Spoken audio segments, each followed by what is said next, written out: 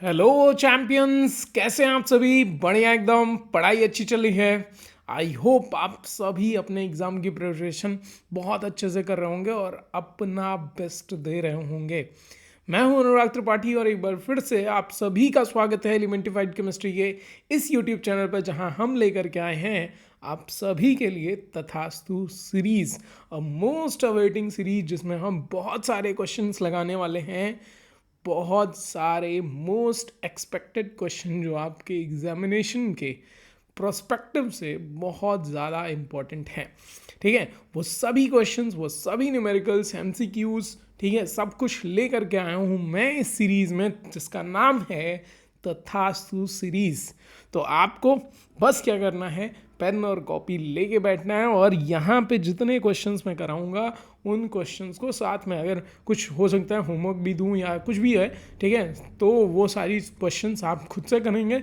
बाकी क्वेश्चंस मैं आपको जहाँ कॉन्सेप्ट की ज़रूरत होगी कॉन्सेप्ट भी मैं समझाऊंगा, लेकिन यहाँ मैं क्वेश्चंस लगाने वाला हूँ तो ये याद रखिएगा कि आपके कॉन्सेप्ट्स मैक्सिमम से मैक्सिमम क्लियर होने चाहिए, तभी क्वेश्चंस लगेंगे, तभी आपको कॉन्फिडेंस आएगा। ठीक है, उसके बाद फिर यहाँ पे स्टार्ट करते हैं अपनी ये सीरीज़। सॉल्यूशन की सीरीज़ आपको मिल गई है, सॉल्यूशन देख चुके होंगे मैं एक्सपेक्ट करता हूँ। ठीक है, आगे बढ़ें, चले स्टार्ट करें। तो बस अब फाइनल वार की बारी है, क्योंकि हम कर रहे हैं तैयारी जीत की। चलिए तो आगे बढ़ते हैं, देखते हैं। ये सीरीज़ आपने अगर देख ली है, ये वीडियो आपने देख ली है तो बहुत अच्छी बात है। इसमें पूरा मैंने प्लान किया हुआ है कैसे कैसे मैं वीडियोस लाऊंगा और किस किस तरीके से आपको तैयारी करनी है। उसके साथ साथ यहाँ पे 30 मोस्ट इंपॉर्टेंट क्वेश्चन तथास्तु सीरीज़ के ही 12th केमिस्ट्री के सॉल्यूशंस के मैंने अपलोड कर दिए हैं। अगर नहीं देखा है तो वीडियो का लिंक डिस्क्रिप्शन में है, जाके ज़रूर देखिए। ठीक है, तो स्टार्ट करें। तो हो तैयार, करोगे वार? चलिए तो स्टार्ट करते हैं। आज का हमारा पहला क्वेश्चन दिया हुआ है, the correct cell represent the following reaction. कौन सी इसमें से सेल जो है, सेल रिप्रेजेंटेशन जो है, इस रिएक्शन को क्या कर रही है, रिप्रेजेंट कर रही है। तो कौन सी रिएक्शन है भाई, कौन सा सेल रिप्रेजेंटेशन यहाँ पे शो हो रहा है, जल्दी से बता दीजिए, जल्दी से बता दीजिए। देखिए यहाँ पे Zn का क्या हो रहा है, ऑक्सीडेशन हो रहा है, और Ag का रिडक्शन हो रहा है। ठीक है, तो यहाँ पे हम जानते हैं कि हमें क्या करना होता है, हमें बस इतना सा काम करना होता है कि जो भी जिसका भी रिडक्शन, जब हम सीरीज़ पढ़ते हैं, यानी जब हम अपना इलेक्ट्रोकेमिकल सेल लगाते हैं, तो वो उसमें देखते हैं कि हमेशा लेफ़्ट साइड में कौन होता है, लेफ़्ट साइड में उसको लिखा जाता है जो जिसका ऑक्सीडेशन हो रहा हो। ठीक है, और बीच में सॉल्ट ब्रिज और साइड में, राइट साइड में रिडक्शन वाला। ठीक है, आर से रिडक्शन, आर से राइट। ठीक है, उसके साथ साथ ऑक्सीडेशन जिस साइड होता है वो कौन सी इलेक्ट्रोड होती है, वो एनोड होती है। ठीक है, और रिडक्शन जहाँ होता है वो क्या होता है, कैथोड होता है। इलेक्ट्रोकेमिकल सेल के केस में एनोड जो होता है वो निगेटिव होता है, वाइल कैथोड जो होता है वो पॉजिटिव होता है। कैसा होता है, पॉजिटिव होता है। ये लेफ्ट में लगा होगा, ये राइट में लगा होगा। ठीक है, बीच में क्या होगा, सॉल्ट ब्रिज। ठीक है, बीच में क्या होगा, सॉल्ट ब्रिज होगा। अब इसी में रिडक्शन, जहाँ ऑक्सीडेशन किसका हो रहा है, Zn का हो रहा है, तो ऑक्सीडेशन Zn को हम इस साइड लिखेंगे, तो Zn 2+ में कन्वर्ट हो रहा होगा, फिर सॉल्ट ब्रिज। और उसके बाद रिडक्शन किसका हो रहा है, Ag का हो रहा है, Ag+ से Ag में कन्वर्ट हो रहा है, तो Ag+ से Ag में कन्वर्जन हुआ। ये जहाँ भी लिखा हो वो ऑप्शन करेक्ट हो जाएगा। तो चौथा ऑप्शन, फोर्थ ऑप्शन में ये चीज़ दी हुई है, मेंशन की हुई है, तो ये ऑप्शन आपका क्या हो जाएगा, करेक्ट हो जाएगा। देखिए ऐसे ही एमसीक्यूज मिलेंगे, बहुत सिंपल, बहुत ऐसे ही एमसीक्यूज आपको आते हैं। एमसीक्यूज अगर इस चैप्टर से रिलेटेड पूछता है तो ठीक है, वैसे 9 नंबर का ये पूरा चैप्टर है, तो अच्छे से तैयारी इसकी होनी चाहिए। ठीक है, चले आगे बढ़े। नेक्स्ट क्वेश्चन देखिए। नेक्स्ट क्वेश्चन क्या है, voltaic cell is made by connecting two half cells represented by half equation between. ठीक है, बिलो हाफ इक्वेशंस दो दिए हुए हैं आपको, यहाँ पे मेंशन किया हुआ है। एक हाफ इक्वेशन ये है, एक हाफ इक्वेशन ये है। कह रहा है कि, और उनके ये दिए हुए हैं, क्या दिया हुआ है आपको, इलेक्ट्रोड पोटेंशियल दिया हुआ है, स्टैंडर्ड इलेक्ट्रोड पोटेंशियल। कह रहा है इसके बाद कि which statement is true correct about voltaic cell, this voltaic cell, यहाँ पे इस वोल्टेइक सेल के लिए कौन सा, ठीक है, कौन सा जो स्टेटमेंट है वो करेक्ट होगा। तो पहली चीज़ तो ये जान लीजिए कि जो एसएन होता है ना, एसएन, ठीक है, यानी टिन ज़्यादा रिएक्टिव होता है इन कंपैरिजन टू, अगर हम देखें एफई के, ठीक है, एफई के कंपैरिजन में टिन ज़्यादा रिएक्टिव होता है। ज़्यादा रिएक्टिव होने का मतलब है मेटल ज़्यादा रिएक्टिविटी, मेटल की रिएक्टिविटी क्या बताती है कि वो ज़्यादा रिएक्टिव मतलब ज़्यादा तैयार होगा क्या करने के लिए, इलेक्ट्रॉन लूज़ करने के लिए, ठीक है, बहुत ईजिली इलेक्ट्रॉन लूज़ करेगा। मतलब एसएन जो होगा ये ऑक्सीडाइज होने के लिए तैयार होंगे, एसएन किस में, SN2+ में, ठीक है, बहुत ईजिली ऑक्सीडाइज होंगे। वाइल जो रिडक्शन होगा वो किसका होगा, Fe का रिडक्शन होगा, यानी Fe3+ से, ठीक है, Fe क्या करेगा 3+ से, ठीक है, एक इलेक्ट्रॉन गेन करके, ठीक है, Fe2+ में कन्वर्ट होगा। ठीक, समझ में आ रही बात। तो यहाँ पे मैंने कहा कि इसका एसएन जो है वो मोर रिएक्टिव है, इसलिए ऑक्सीडेशन होगा। तो पहली चीज़ देख लो यहाँ पे ऑक्सीडेशन कहाँ हो रहा है एसएन का, किस किस केस में हो रहा है। तो 2 केसेस में हो रहा है, एक केस में यानी सेकंड वाले केस में ऑक्सीडेशन हो रहा है एसएन का, और फोर्थ वाले केस में हो रहा है। लेकिन उसके बाद पूछा है voltage of cell, voltage of cell भी बताइए। तो भाई आप समझिए कि इसका एसएन का ऑक्सीडेशन हो रहा है, मतलब एसएन किस साइड में होगा, ठीक है, लेफ्ट साइड में होगा, और राइट साइड में कौन होगा, Fe होगा, ठीक है, यानी ये जो Fe है वो कैथोड पे होगा और Sn किस पे होगा, एनोड पे होगा।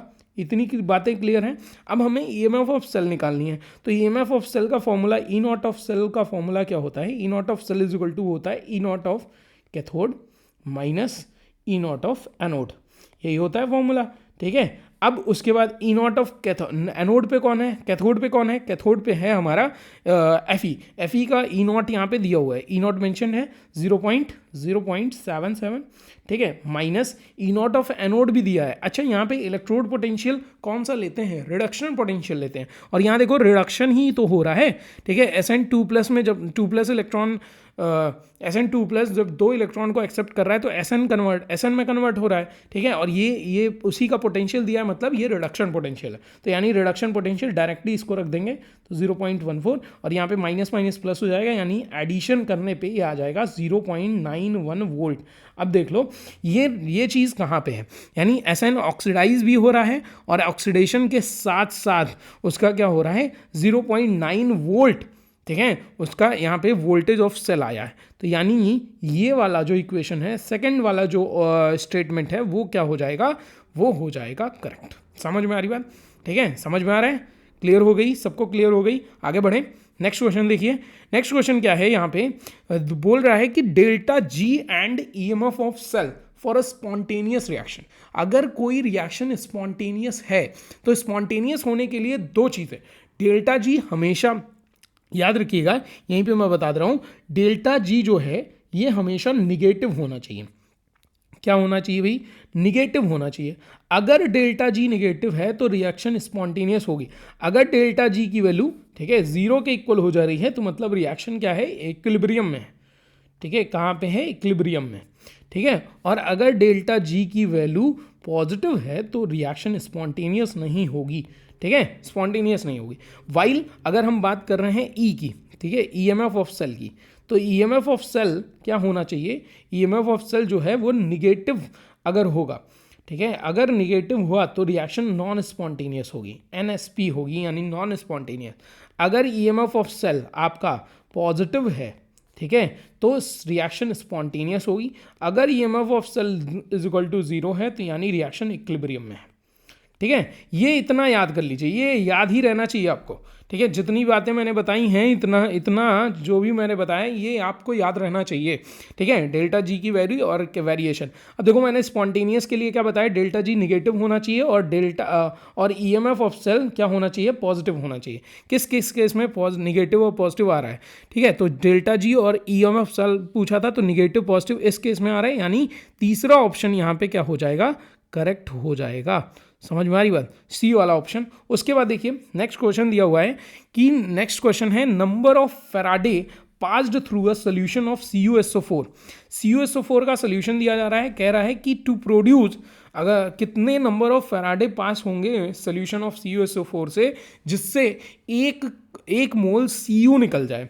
ठीक है, कितने फैराडे, 4 ऑप्शन दिए हैं, 1 फैराडे, 4 फैराडे, 8 फैराडे और 2 फैराडे। ठीक है, तो ध्यान से देखो यहाँ CuSO4 का सोल्यूशन है ना, CuSO4 का। अच्छा, CuSO4 क्या निकालेगा, CuSO4 निकालेगा Cu2+ आयन। ठीक है, हमें क्या चाहिए, हमें देखो Cu चाहिए, तो Cu2+, अगर एक Cu2+ ले लिया तो वो 2 इलेक्ट्रॉन एक्सेप्ट करके किस में कन्वर्ट होगा, Cu में कन्वर्ट होगा कि नहीं। ठीक है, होगा। ठीक है, अच्छा हमें कितने Cu चाहिए, हमें 1 मोल Cu चाहिए। तो अगर मैं 1 मोल Cu2+ ले लूँ, ठीक है, तो मुझे 1 मोल Cu मिल जाएगा, लेकिन कितने इलेक्ट्रॉन चाहिए होंगे उसके लिए, अगर एक Cu2+ के लिए 2 इलेक्ट्रॉन चाहिए Cu में कन्वर्ट होने के लिए, तो ऑब्वियस सी बात है 1 मोल के लिए कितने चाहिए होंगे, उसका डबल यानी 2 मोल चाहिए होंगे।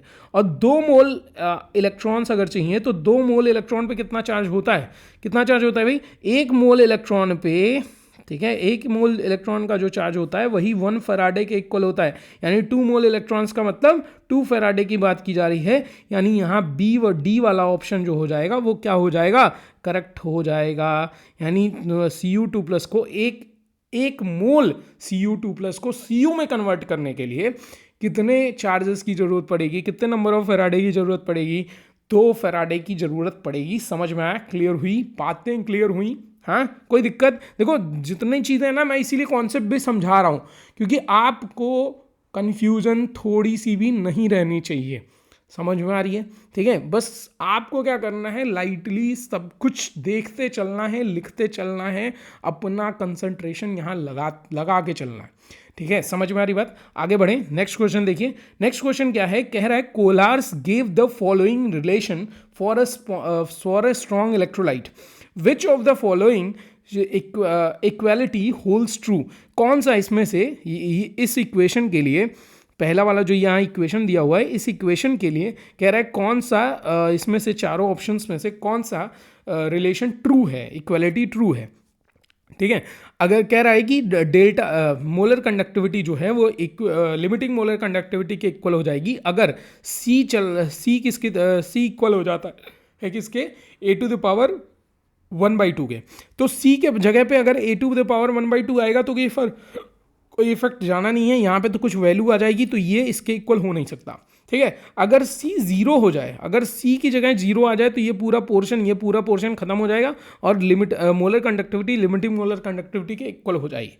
यानी कि बी वाला ऑप्शन यहाँ पे हो जाएगा, बी वाला होल्ड कर रहा है, ट्रू होल्ड कर रहा है, यानी बी वाले ऑप्शन को हम क्या कर लेंगे, करेक्ट कर लेंगे। समझ में आ रही बात, ठीक है, समझ में आ रहा है, ठीक है, तो बी ऑप्शन यहाँ पे करेक्ट हो जाएगा। कुछ है नहीं क्वेश्चन में, बस क्या किया है, आपको एक इक्वेशन बड़ा सा दे दिया है, आपको थोड़ा सा घबराहट हो जाए इसके लिए आप क्या करोगे, क्वेश्चन देखा, अरे इतना बड़ा इक्वेशन, अरे ये कैसे लगेगा, बस इतने में क्या कर लेते हो, आप अपना कॉन्फिडेंस लूज कर लेते हो और उसके बाद ठीक है आप एग्जाम में जो आते हुए क्वेश्चन होते हैं ना उसको भी किनारे साइड कर देते हो क्योंकि पढ़ने नहीं जाते हो, सोचते हो कि अरे देखने में हार्ड लग रहा है। ठीक है, इतना ही से मेंटेलिटी आपकी पता चल जाती है। अरे पढ़ो तो क्वेश्चन को अच्छे से देखिए, हर क्वेश्चन तक पहुंचिए कि कोई क्वेश्चन आपसे छूटने ना पाए, क्योंकि ये जो 70/70 है ना, ठीक है, ये लाना है अगर, ठीक है, तो करना पड़ेगा। समझ में आ रही बात है, ये लाना है इसको, अगर 70/70 नहीं तब भी 65+/70 अगर सोच के रखा है तो इसको भी लाने के लिए करना पड़ेगा। समझ में आ रही बात, समझ में आ रहा है, करिए, अभी टाइम है, बहुत अच्छा टाइम चल रहा है अभी। ठीक है, इस टाइम में कर लिया, ये 4-5 दिन मेहनत कर ली अच्छे से, बहुत अच्छा रिजल्ट आ जाएगा, बहुत अच्छा मार्क्स आ जाएंगे आपके केमिस्ट्री में। समझ में आ रही बात, आगे बढ़े। नेक्स्ट क्वेश्चन देखिए, नेक्स्ट क्वेश्चन कह रहा है 4 half reactions I have first to fourth are shown below. यहाँ पे 4 रिएक्शंस आपको दी हुई हैं। एक दिया हुआ है कि क्लोरीन कन्वर्ट हो रहा है, 2 क्लोरीन इलेक्ट्रॉन्स लूज करके क्लोरीन गैस में कन्वर्ट हो रहे हैं, 4 OH आयन कन्वर्ट हो रहे हैं ऑक्सीजन में और वाटर मॉलिक्यूल्स में, और 2 इलेक्ट्रॉन लूज कर रहे हैं Na+ एक इलेक्ट्रॉन ऐड ऑन करके Na में कन्वर्ट हो रहा है, और उसके बाद 2 H+ आयन 2 इलेक्ट्रॉन ऐड करके यहाँ पे H+ में कन्वर्ट हो रहा है। किस में कन्वर्ट होंगे भाई? H+ में कन्वर्ट होंगे, यहाँ पे H+ लिखाएगा। H2 में कन्वर्ट होंगे, H+ नहीं। किस में कन्वर्ट हो जाएंगे? H2 में कन्वर्ट हो जाएंगे। कह रहा है which of the following reaction are most likely to occur when concentrated brine is electrolysed. Concentrated brine, concentrated brine का मतलब क्या है? पहले तो ब्राइन सोल्यूशन आप जानते ही हो। ब्राइन सोल्यूशन क्या होता है? टाटा नमक, देश का नमक, उसको पानी में मिला दीजिए। तो NaCl को जब हम क्या करते हैं, उसका सोल्यूशन बनाते हैं, एक्वा सोल्यूशन बनाते हैं, तो उसी को कंसंट्रेटेड NaCl सोल्यूशन बोल रहा है। ठीक है, जब भी concentrated brine solution is electrolysed बोले तो क्लोर एल्कली प्रोसेस याद है 10th क्लास की, बस वही क्लोर एल्कली प्रोसेस की रिएक्शन लिख देना। यानी NaCl वाटर के साथ रिएक्शन करके इलेक्ट्रोलाइज जब हो रहा है तो यहाँ बनाएगा NaOH plus hydrogen gas plus chlorine gas. ठीक है, H2 गैस कहाँ बनती है? कैथोड पे, और Cl2 गैस कहाँ बनती है? एनोड पे। ठीक है, समझ में आ रही बात? बस इतना सा लिख लेना है। अब यहाँ पे यही पूरी रिएक्शन होगी इसमें, इसके केस में, जब concentrated brine solution is electrolyse, जब ये हो रहा है। ठीक है, तो यहाँ पे हाइड्रोजन और क्लोरीन जहाँ बन रहे हैं वहाँ पे हो जाएगा काम। NaOH बन रहा है, मतलब वो रिएक्शन भी सही होगी। तो पहले में देखिए, पहला जो रिएक्शन दी हुई है इसमें क्लोरीन गैस फॉर्मेशन हो रहा है, मतलब ये रिएक्शन तो ये फर्स्ट वाली तो करेक्ट है। ठीक है, 4OH आयन, ये रिएक्शन नहीं होती है। ये रिएक्शन किसके केस में होती है? ये रिएक्शन होती है जब डाइल्यूट NaCl यानी ब्राइन सोल्यूशन लिया जाए। कैसा लिया जाए? Dilute brine solution. डाइल्यूट में क्या होगा कि वहां पे ऑयंस Na और Cl, ये दोनों ऑयंस बहुत दूर दूर हो जाते हैं। ठीक है, इनका कांटेक्ट नहीं रहता, तो वहां पे केवल H+ और OH वर्क करते हैं, यही दो ऑयंस वर्क करते हैं, तब ये रिएक्शन, ये वाली जो रिएक्शन है, तब ये वाली रिएक्शन वहां पे आती है। Na+ एक इलेक्ट्रॉन लेके Na में कन्वर्ट होगा। ये रिएक्शन कब आएगी? जब मॉल्टेन स्टेट में मॉल्टेन NaCl का यूज किया जा रहा है। ठीक है, किया जाएगा इलेक्ट्रोलाइज करने के लिए। ठीक है, समझ में आया? तो 2H+ आयन 2 इलेक्ट्रॉन लेके उसके बाद H2 में कन्वर्ट हो रहे हैं, तो यहाँ हाइड्रोजन यहाँ पे भी बन रहा है। ठीक है, तो ये रिएक्शन भी ऐड ऑन हो जाएगी, यानी पहली रिएक्शन और फोर्थ रिएक्शन ये दोनों हो जाएंगी। यानी जहाँ भी फर्स्ट और फोर्थ ऑप्शन दिया हुआ है वो करेक्ट हो जाएगा, तो यानी ये वाला ऑप्शन क्या हो जाएगा? आपका करेक्ट हो जाएगा। समझ में आया? क्लियर हुई? ठीक है, कुछ था कुछ नहीं था भाई, रिएक्शन ही दी हुई थी। इलेक्ट्रोलिसिस आपको याद होना चाहिए, इलेक्ट्रोलिसिस जो होती है कंसंट्रेटेड सॉल्यूशन की। अब कंसंट्रेटेड बोला है तो बस इतना समझना है कि कंसंट्रेटेड का मतलब एक्वस की बात कर रहा है। ठीक है, जिसमें पानी की मात्रा और एक NaCl की मात्रा लिमिटेड क्वांटिटी में है, मतलब दोनों के ऑयंस प्रेजेंट होंगे और दोनों के ऑयंस पार्टिसिपेशन करेंगे। वाइल जब डाइल्यूट बोल देता है यानी वाटर बहुत ज़्यादा डाला गया है। जब NaCl मॉल्टन स्टेट में बोल देता तो वहाँ पे वाटर नहीं है, केवल NaCl है। ठीक है, और NaCl जब होगा तो वो Na+ बनाएगा और Cl गैस क्या होगी? लिबरेट होगी। समझ में आ रहा है? Na डिपॉजिट हो जाएगा। यही रिएक्शन बस थी और कुछ था ही नहीं। नेक्स्ट क्वेश्चन पे आते हैं। नेक्स्ट क्वेश्चन देखिए, असर्शन रीजन का क्वेश्चन है। असर्शन रीजन आते हैं, अच्छे क्वेश्चन आते हैं असर्शन रीजन के। देखिए क्या दिया हुआ है, ये प्रीवियस ईयर क्वेश्चन है लेकिन अच्छा है, मैं इससे कॉन्सेप्ट आप समझ सकते हैं। क्या है? Limiting molar conductivity for electrolyte shows a sharp increase when electrolytic solution is diluted. कह रहा है इलेक्ट्रोलिटिक सोल्यूशन को जब हम डाइल्यूट करते हैं तो वो वीक इलेक्ट्रोलाइट के लिए एक शार्प इंक्रीज दिखता है मोलर कंडक्टिविटी में। ठीक है, ठीक, ये तो बात सही है, शार्प इंक्रीज दिखता है। क्यों दिखता है, कैसे दिखता है? तो आपने वो ग्राफ तो पढ़ा ही है, ग्राफ पढ़ा है ना? ठीक है, कौन सा वाला ग्राफ? ये वाला ग्राफ, वीक इलेक्ट्रोलाइट के लिए जो ग्राफ बनाते हैं हम, ऐसे वाला। ठीक है, जब इधर की तरफ आते हैं, ठीक है, यानी कंसंट्रेशन कम करते जाते हैं, कंसंट्रेशन कम करने का मतलब डाइल्यूशन बढ़ा रहे हैं। क्या कर रहे हैं? डाइल्यूशन जब इंक्रीज कर रहे हो, किस डायरेक्शन में डाइल्यूशन इंक्रीज होगा? इस डायरेक्शन में डाइल्यूशन इंक्रीज हो रहा है। तो देखो ये मोलर कंडक्टिविटी है। ठीक है, मोलर कंडक्टिविटी में शार्प इंक्रीज आता है, ये ऊपर की तरफ चला जाता है। ठीक है, लेकिन अगर यही किसके लिए बनाया जाए, यही स्ट्रॉन्ग इलेक्ट्रोलाइट के लिए बनाया जाए तो ये जो ग्राफ बनता है वो कैसा बनता है? ऐसे बनता है। ठीक है, इस तरीके से। ये कौन सा इलेक्ट्रोलाइट किसके लिए है? ये वाला जो स्ट्रेट लाइन बन रही है स्ट्रॉन्ग इलेक्ट्रोलाइट के लिए। ठीक है, और ये जो इस तरह से ये एक क्या कह सकते हैं, ये शेप बन रहा है, इसको कहेंगे हम वीक इलेक्ट्रोलाइट्स के लिए। ठीक है, ये किसके लिए है? वीक इलेक्ट्रोलाइट को शो करता है। और वीक इलेक्ट्रोलाइट के केस में इनफाइनाइट डाइल्यूशन जो हम कह सकते हैं कि हम अचीव कर लें जीरो डाइलेशन, वो इनफाइनाइट डाइल्यूशन अचीव नहीं होता है, क्योंकि ये जीरो कंसंट्रेशन पे आता ही नहीं है। ठीक है, ये सीधे सीधे चला जाएगा। लेकिन अगर हम स्ट्रॉन्ग इलेक्ट्रोलाइट्स की बात करें तो स्ट्रॉन्ग इलेक्ट्रोलाइट के केस में ऐसा होता है कि ये जाके यहाँ पे क्या हो जाएगा? टच हो जाएगा, और यहाँ पे लिमिटिंग मोलर कंडक्टिविटी ये शो करता है। क्या शो करता है? Limiting molar conductivity. ठीक है, यहाँ पे क्या आ जाएगा? लिमिटिंग मोलर कंडक्टिविटी आ जाएगा, और यही infinite dilution, limiting molar conductivity eight infinite dilution यहाँ पे इस इंटरसेप्ट से शो होता है। कहाँ से शो होता है? इंटरसेप्ट है। लेकिन ये स्ट्रॉन्ग इलेक्ट्रोलाइट के केस में होगा, वीक इलेक्ट्रोलाइट के केस में नहीं होगा। और वीक इलेक्ट्रोलाइट के केस में नहीं होता है, इसीलिए तो कोहलार्स लॉ दिया गया है। समझ में आ रही बात? समझ में आ रहा है? कोहलार्स लॉ इसीलिए दिया गया है। अब ये तो कॉन्सेप्ट हो गया। अब ये यानी और एक चीज़ और कि ये असर्शन तो सही है, असर्शन में जैसा बोला है वैसा ग्राफ में आपको क्या दिख रहा है? इमेंस चेंज दिख रहा है जैसे जैसे डाइल्यूशन कर रहे हैं।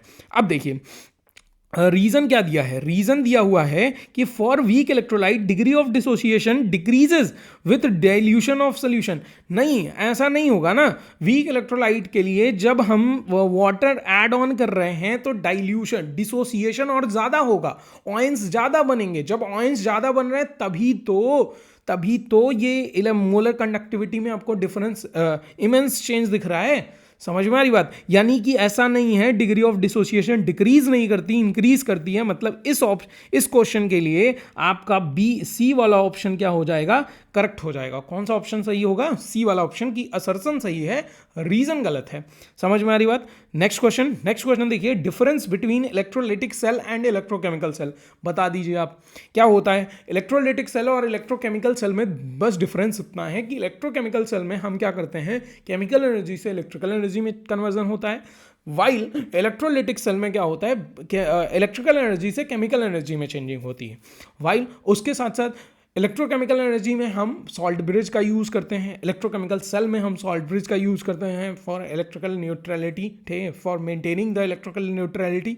जबकि वहाँ अलग अलग दो सेल्स लगी रहती हैं, किसके केस में? इलेक्ट्रोकेमिकल के सेल के केस में। लेकिन जब हम इलेक्ट्रोलाइटिक में आते हैं तो एक ही सेल में, एक ही बीकर में दोनों काम हो जाता है, रिडक्शन ऑक्सीडेशन दोनों चीज़ें हो जाती हैं।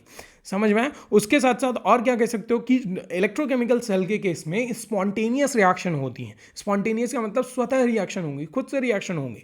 किसके केस में? इलेक्ट्रोकेमिकल सेल के केस में। वाइल अगर हम इलेक्ट्रोलाइटिक केस में जाएं तो वहाँ बैटरी लगानी पड़ती है केमिकल रिएक्शन कराने के लिए। तो बैटरी लगा रहे हो केमिकल रिएक्शन कराने के लिए, मतलब रिएक्शन नॉन स्पॉन्टेनियस है।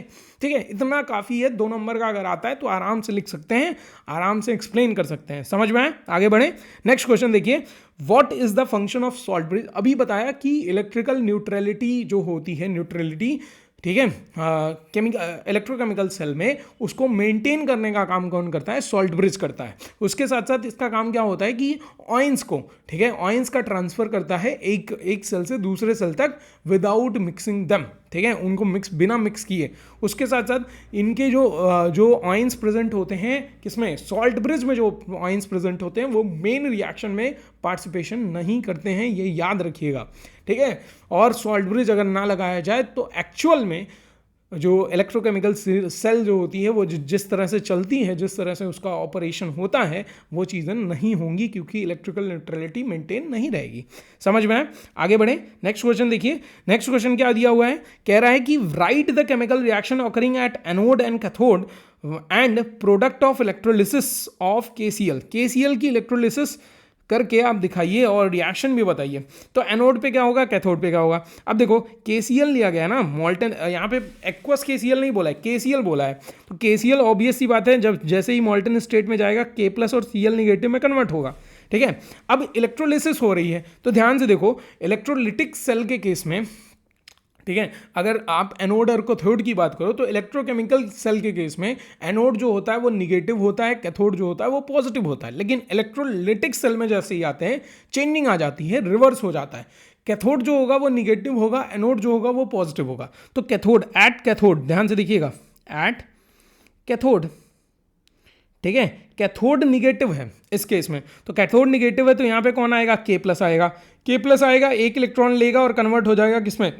कन्वर्ट हो जाएगा के में, ठीक है। उसके साथ एनोड पे कौन सी रिएक्शन होती है, एनोड पे क्या होगा कि एनोड पे Cl निगेटिव आएंगे, एक इलेक्ट्रॉन लूज करेंगे और Cl में कन्वर्ट हो जाएंगे, लेकिन Cl में एग्जिस्ट करता नहीं है, तो इसलिए दो Cl निगेटिव आएंगे, दो इलेक्ट्रॉन निकालेंगे और Cl2 में कन्वर्ट होंगे। यही दो इलेक्ट्रॉन यहाँ पे एक्सेप्ट होते हैं किसके द्वारा, 2K+ के द्वारा, और 2K पॉजिटिव 2K यहाँ पे क्या हो जाते हैं, डिपॉजिट हो जाते हैं। तो एनोड पे ये रिएक्शन हो रही है, कैथोड पे ये रिएक्शन हो रही है। फाइनल रिएक्शन जो होगी वो क्या हो जाएगी कि 2K+, ठीक है, प्लस Cl निगेटिव, ठीक है, 2Cl निगेटिव, और ये कन्वर्ट किस में हो रहे हैं, KCl में कन्वर्ट हो रहे हैं, ठीक है। किस में कन्वर्ट हो रहे हैं, KCl में कहाँ कन्वर्ट होंगे, KCl में नहीं कन्वर्ट होंगे, कन्वर्ट होंगे किस में, 2K प्लस Cl2 गैस में कन्वर्ट हो रहे हैं। ये K कहाँ से आ रहा होगा, कहाँ पे डिपॉजिट हो रहा होगा, कैथोड पे, और Cl2 गैस जो है वो एनोड से क्या हो रही होगी, निकल रही होगी, ठीक है। तो ये फाइनल रिएक्शन हो जाती है और दो इलेक्ट्रॉन से दो इलेक्ट्रॉन यहाँ पे कैंसिल आउट हो जाएंगे। तो ये फाइनल रिएक्शन हो जाएगी यहाँ पे जो क्वेश्चन पूछा था उसकी। समझ में आया, इलेक्ट्रोलिसिस प्रोडक्ट क्या बनेगा, 2K प्लस Cl2। समझ में आया, आगे बढ़े, नेक्स्ट क्वेश्चन देखिए। नेक्स्ट क्वेश्चन क्या दिया हुआ है कि write electrode reaction and calculate EMF of cell of the following reaction at 298 Kelvin। Ni, ठीक है, यहाँ पे Ni दिया हुआ है, ठीक है, Ni के साथ उसके बाद यहाँ पे देखिए Ni 2+ में कन्वर्ट हो रहा है, और उसके बाद 0.01 मोलर, ठीक है, इसका सोल्यूशन है N2+ में, मतलब सोल्यूशन फॉर्म में, और Ag+ से Ag में कन्वर्जन हो रहा है। कह रहा है पहले इलेक्ट्रोड रिएक्शन लिखिए, उसके बाद फिर क्या करिए, आप EMF ऑफ सेल निकालिए। तो इलेक्ट्रोड रिएक्शन कैसे लिखते हैं, इलेक्ट्रोड रिएक्शन लिखने के लिए हम क्या करते हैं, यहाँ पे क्या कर लें, हाफ सेल रिएक्शन लिख लें, यानी Ni जो है, ठीक है, Ni जो है ये कन्वर्ट किस में हो रहा है, ये कन्वर्ट हो रहा है Ni2+ में बाई लूजिंग 2 इलेक्ट्रॉन्स। ये हाफ सेल, कौन सी हाफ सेल ये होगी, ठीक है, एनोड हाफ सेल, ठीक है, ऑक्सीडेशन हाफ सेल। उसके बाद Ag+, ठीक है, कन्वर्ट हो रहा है, किस में कन्वर्ट हो रहा है भाई, Ag+ कन्वर्ट हो रहा है Ag में बाई गेनिंग इलेक्ट्रॉन, लेकिन यहाँ दो इलेक्ट्रॉन निकल रहे हैं तो इसको दो एक्सेप्ट करना पड़ेगा, तो लेकिन एक Ag एक ही एक्सेप्ट कर सकता है, तो यहाँ 2 Ag ले लेंगे, 2 Ag कन्वर्ट, 2 इलेक्ट्रॉन्स को एक्सेप्ट करेंगे तो 2 Ag डिपॉजिट हो जाएंगे यहाँ पे। समझ में आ रही बात। अब इसको हम भाई इलेक्ट्रॉन्स बैलेंस करने थे ना, तो इलेक्ट्रॉन बैलेंस कर लिया। अब फाइनल रिएक्शन क्या हो जाएगी, फाइनल रिएक्शन हो जाएगी Ni+2 Ag+, ठीक है, रिएक्शन करके बना रहे हैं क्या, Ni2+ + 2 Ag, ठीक है, ये फाइनल रिएक्शन हो गई। अब कह रहा है EMF ऑफ सेल निकालो, तो EMF ऑफ सेल का फॉर्मूला क्या होता है, नर्स्ट इक्वेशन, ठीक है, सबको याद होगा, नर्स्ट इक्वेशन से ही निकालते हैं। तो E = E0 ऑफ सेल, ठीक है, माइनस क्या होता है पूरा फॉर्मूला बताओ, 2.303 RT। बहुत सारे बच्चे क्या करते हैं, इसका वो शॉर्ट फॉर्म वाला याद कर लेते हैं, 298 केल्विन वाला, ठीक है, कि 298, लेकिन अगर टेम्परेचर बदल दिया बाबू, तो टेम्परेचर यहाँ, ठीक है, तो वो 0.059 वाला मत लगाइएगा, ठीक है, बता रहा हूँ अभी क्या कह रहा हूँ मैं, product upon log product upon reactant, ठीक है, ये फॉर्मूला होता है, ये एक्चुअल फॉर्मूला है नर्स्ट इक्वेशन का। लेकिन इसमें क्या हुआ है कि अगर 298 केल्विन दिया जाता है तो इतनी क्वांटिटी,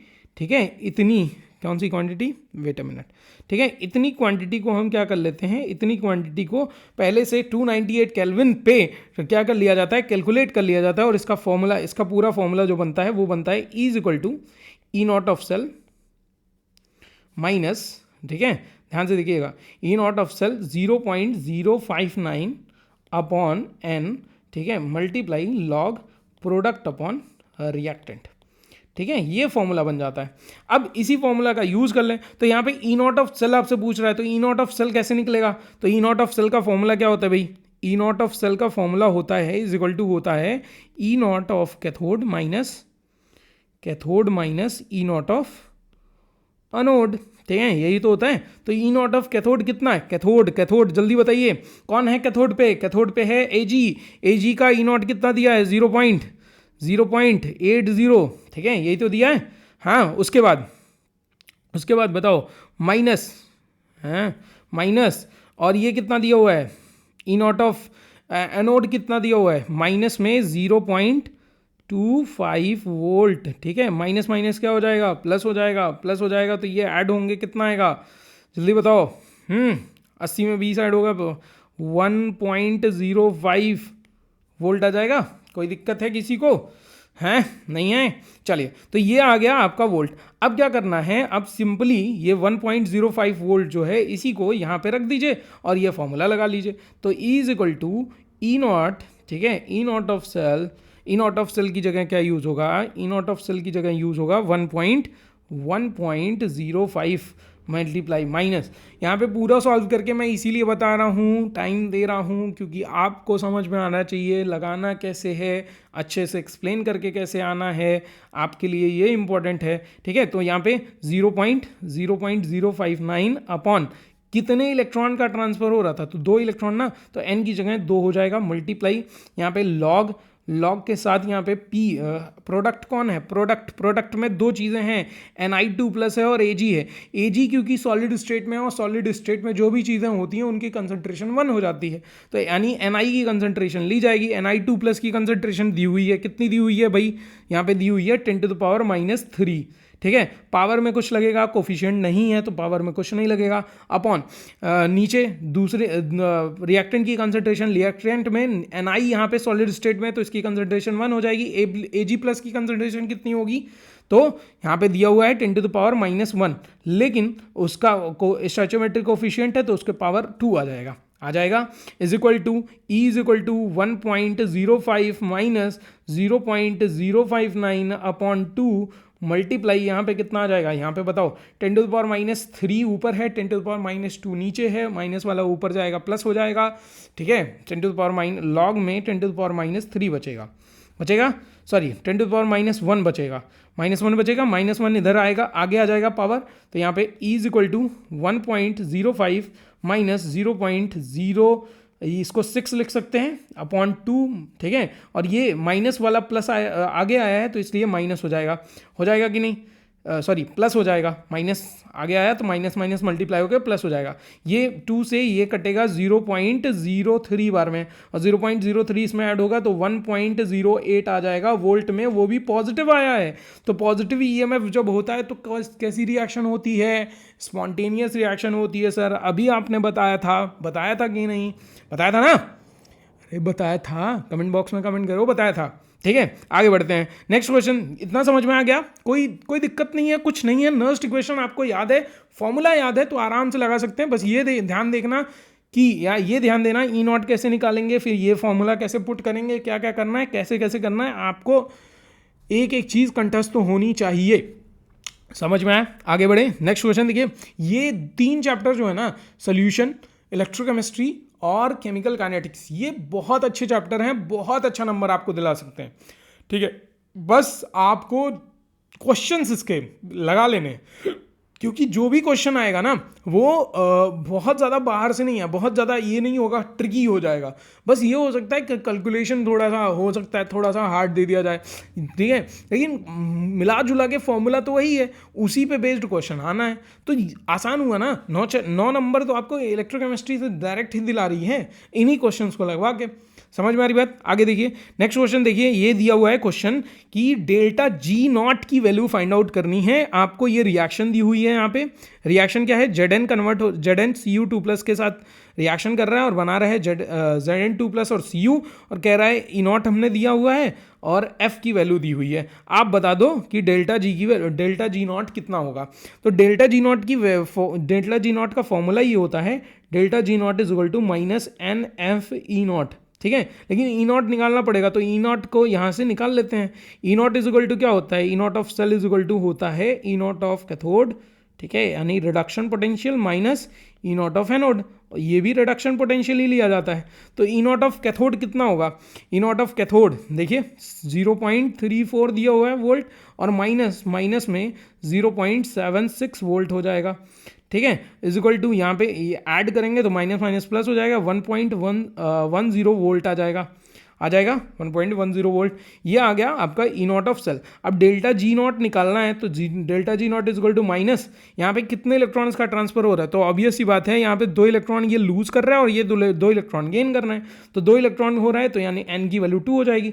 एफ की वैल्यू कितनी होती है 9655500 96,500 मल्टीप्लाई, उसके बाद ई नॉट की वैल्यू अभी आप निकालो 1.1 वोल्ट, ठीक है, इसी को फाइंड आउट कर लो, डेल्टा जी की वैल्यू आ गई। ठीक है, समझ में आ रही बात, डेल्टा जी की वैल्यू आ गई। इसी तरह तो निकालना है, और कुछ करना है नहीं करना है भाई, इतना ही करना है, समझ में आया। ठीक है, इसी में अभी बताया डेल्टा जी का पूरा। ठीक है, उसके साथ साथ ये भी याद रखो कि नर्स्ट इक्वेशन में एक स्पेशल केस आता है जब इक्विलिब्रियम आता है, तो इक्विलिब्रियम के केस में केसी भी आ जाता है। ठीक है, केसी क्या होता है, जो हमारा कोफिशिएंट है, क्या है, जो हमारा यहाँ पे कोफिशिएंट है, कोशेंट है, हाँ, product concentration of product upon concentration of reactant, ये जो है ये क्या है, ये रिएक्शन कोशेंट कहलाता है। ठीक है, जब रिएक्शन इक्विलिब्रियम पे आती है तो ये रिएक्शन कोशेंट यानी प्रोडक्ट अपॉन रिएक्टेंट का जो कंसंट्रेशन होता है ये इक्वल हो जाता है किसके, केसी के, यानी इक्विलिब्रियम कांस्टेंट के। ठीक है, तो उस केस में होता क्या है, उस केस में होता ये है, ध्यान से देखिएगा कि फॉर्मूला बदल जाता है। फॉर्मूला क्या, हमारा फॉर्मूला था E of cell is equal to E not of cell, ठीक है, माइनस टू जो 0.059 upon n log product upon reactant, यही फॉर्मूला था। अब प्रोडक्ट अपॉन रिएक्टेंट यही तो रिएक्शन कोशेंट है, यही क्या है, यही रिएक्शन कोशेंट है। जैसे इक्विलिब्रियम आएगा तो मैंने बताया है इक्विलिब्रियम पे EMF ऑफ सेल 0 होता है, 0 is equal to E not of cell. ठीक है, E not of cell minus 0.059 upon n, और ये लॉग, और यहाँ पे आ जाएगा, ये इसकी जगह पे क्या आ जाएगा, केसी, क्योंकि इक्विलिब्रियम कांस्टेंट है। तो यहाँ से ई नॉट ऑफ सेल अगर इधर कर दे तो E not of cell is equal to आ जाता है 0.059 पॉजिटिव में, ठीक है, अपॉन एन लॉग केसी। अब यहाँ कभी कभी यहाँ पे इससे भी रिलेटेड, इस फॉर्मूला से रिलेटेड भी क्वेश्चन आ जाता है, डायरेक्टली केसी की वैल्यू पूछ लेगा। तो केसी की वैल्यू अगर पूछता है किसी भी रिएक्शन में तो आपको क्या करना है, उसका ई नॉट ऑफ सेल निकालना है। 0.059 आपको पता है, 2 इलेक्ट्रॉन्स का ट्रांसफर हो रहा है वो पता है, इधर भेज देंगे, केसी लॉग केसी की वैल्यू निकल जाएगी, वहाँ से केसी की वैल्यू निकाल लेंगे। समझ में आया, क्लियर हुई, कोई दिक्कत परेशानी है, कुछ नया है नहीं ना, वही सब चीज़ें हैं, वही सब जो चैप्टर में पढ़े हुए हो वही सब है, क्वेश्चन में भी वही सब दिख रहा है कि नहीं, कुछ अलग नहीं है, कुछ अलग क्वेश्चन नहीं आते, कोई रॉकेट साइंस नहीं लगती क्वेश्चन में, वही क्वेश्चन आते हैं। और केमिस्ट्री को लेके एक अफवाह तो एकदम याद रखिए, एक चीज़ है एकदम याद रखिए कि क्वेश्चंस रिपीट होते हैं। ठीक है, लिख के ले लो, क्वेश्चंस रिपीट होते हैं, PYQs लगा लो, अच्छे क्वेश्चन आपको हो सकता है वही सेम क्वेश्चन ना मिले, सेम वर्ड ना मिले, लेकिन क्वेश्चन रिपीट होगा। ठीक है, समझ में आ रही बात, उतना तो सॉल्व करना ही पड़ेगा, उतना तो मेहनत करनी ही पड़ेगी। अब कहोगी सब वही मिल जाए, वही, हाँ, वही न्यूमेरिकल वैल्यू भी मिल जाए, तो ऐसा थोड़ी पॉसिबल है, हाँ, ऐसा थोड़ी पॉसिबल है, लेकिन रिएक्शन आपको ये चीज़ें मिलेंगी। समझ में आया, आगे बढ़े, नेक्स्ट क्वेश्चन देखिए। नेक्स्ट क्वेश्चन क्या दिया हुआ है, कह रहा है कि represent the cell for the given reaction, ठीक है, 298 केल्विन पे, और कह रहा है कि ये पहले सेल रिप्रेजेंटेशन करना है, ठीक है, उसके बाद कह रहा है ई नॉट ऑफ सेल हमने दे दिया है, कितना दिया है, इतना दिया हुआ है 1.260 वोल्ट, और what is the value of EMF of the cell. ठीक है, तो ये देखो सेम वही क्वेश्चन है, बस थोड़ा सा इसमें चेंजिंग कर दी है, बस रिएक्शन बदल दिया है। रिएक्शन क्या है, रिएक्शन देख लीजिए ध्यान से, रिएक्शन क्या है कि 2 एल्युमिनियम ये कन्वर्ट हो रहे हैं किसमें, एल्युमिनियम 3+ में, यानी ऑक्सीडेशन हो रहा है।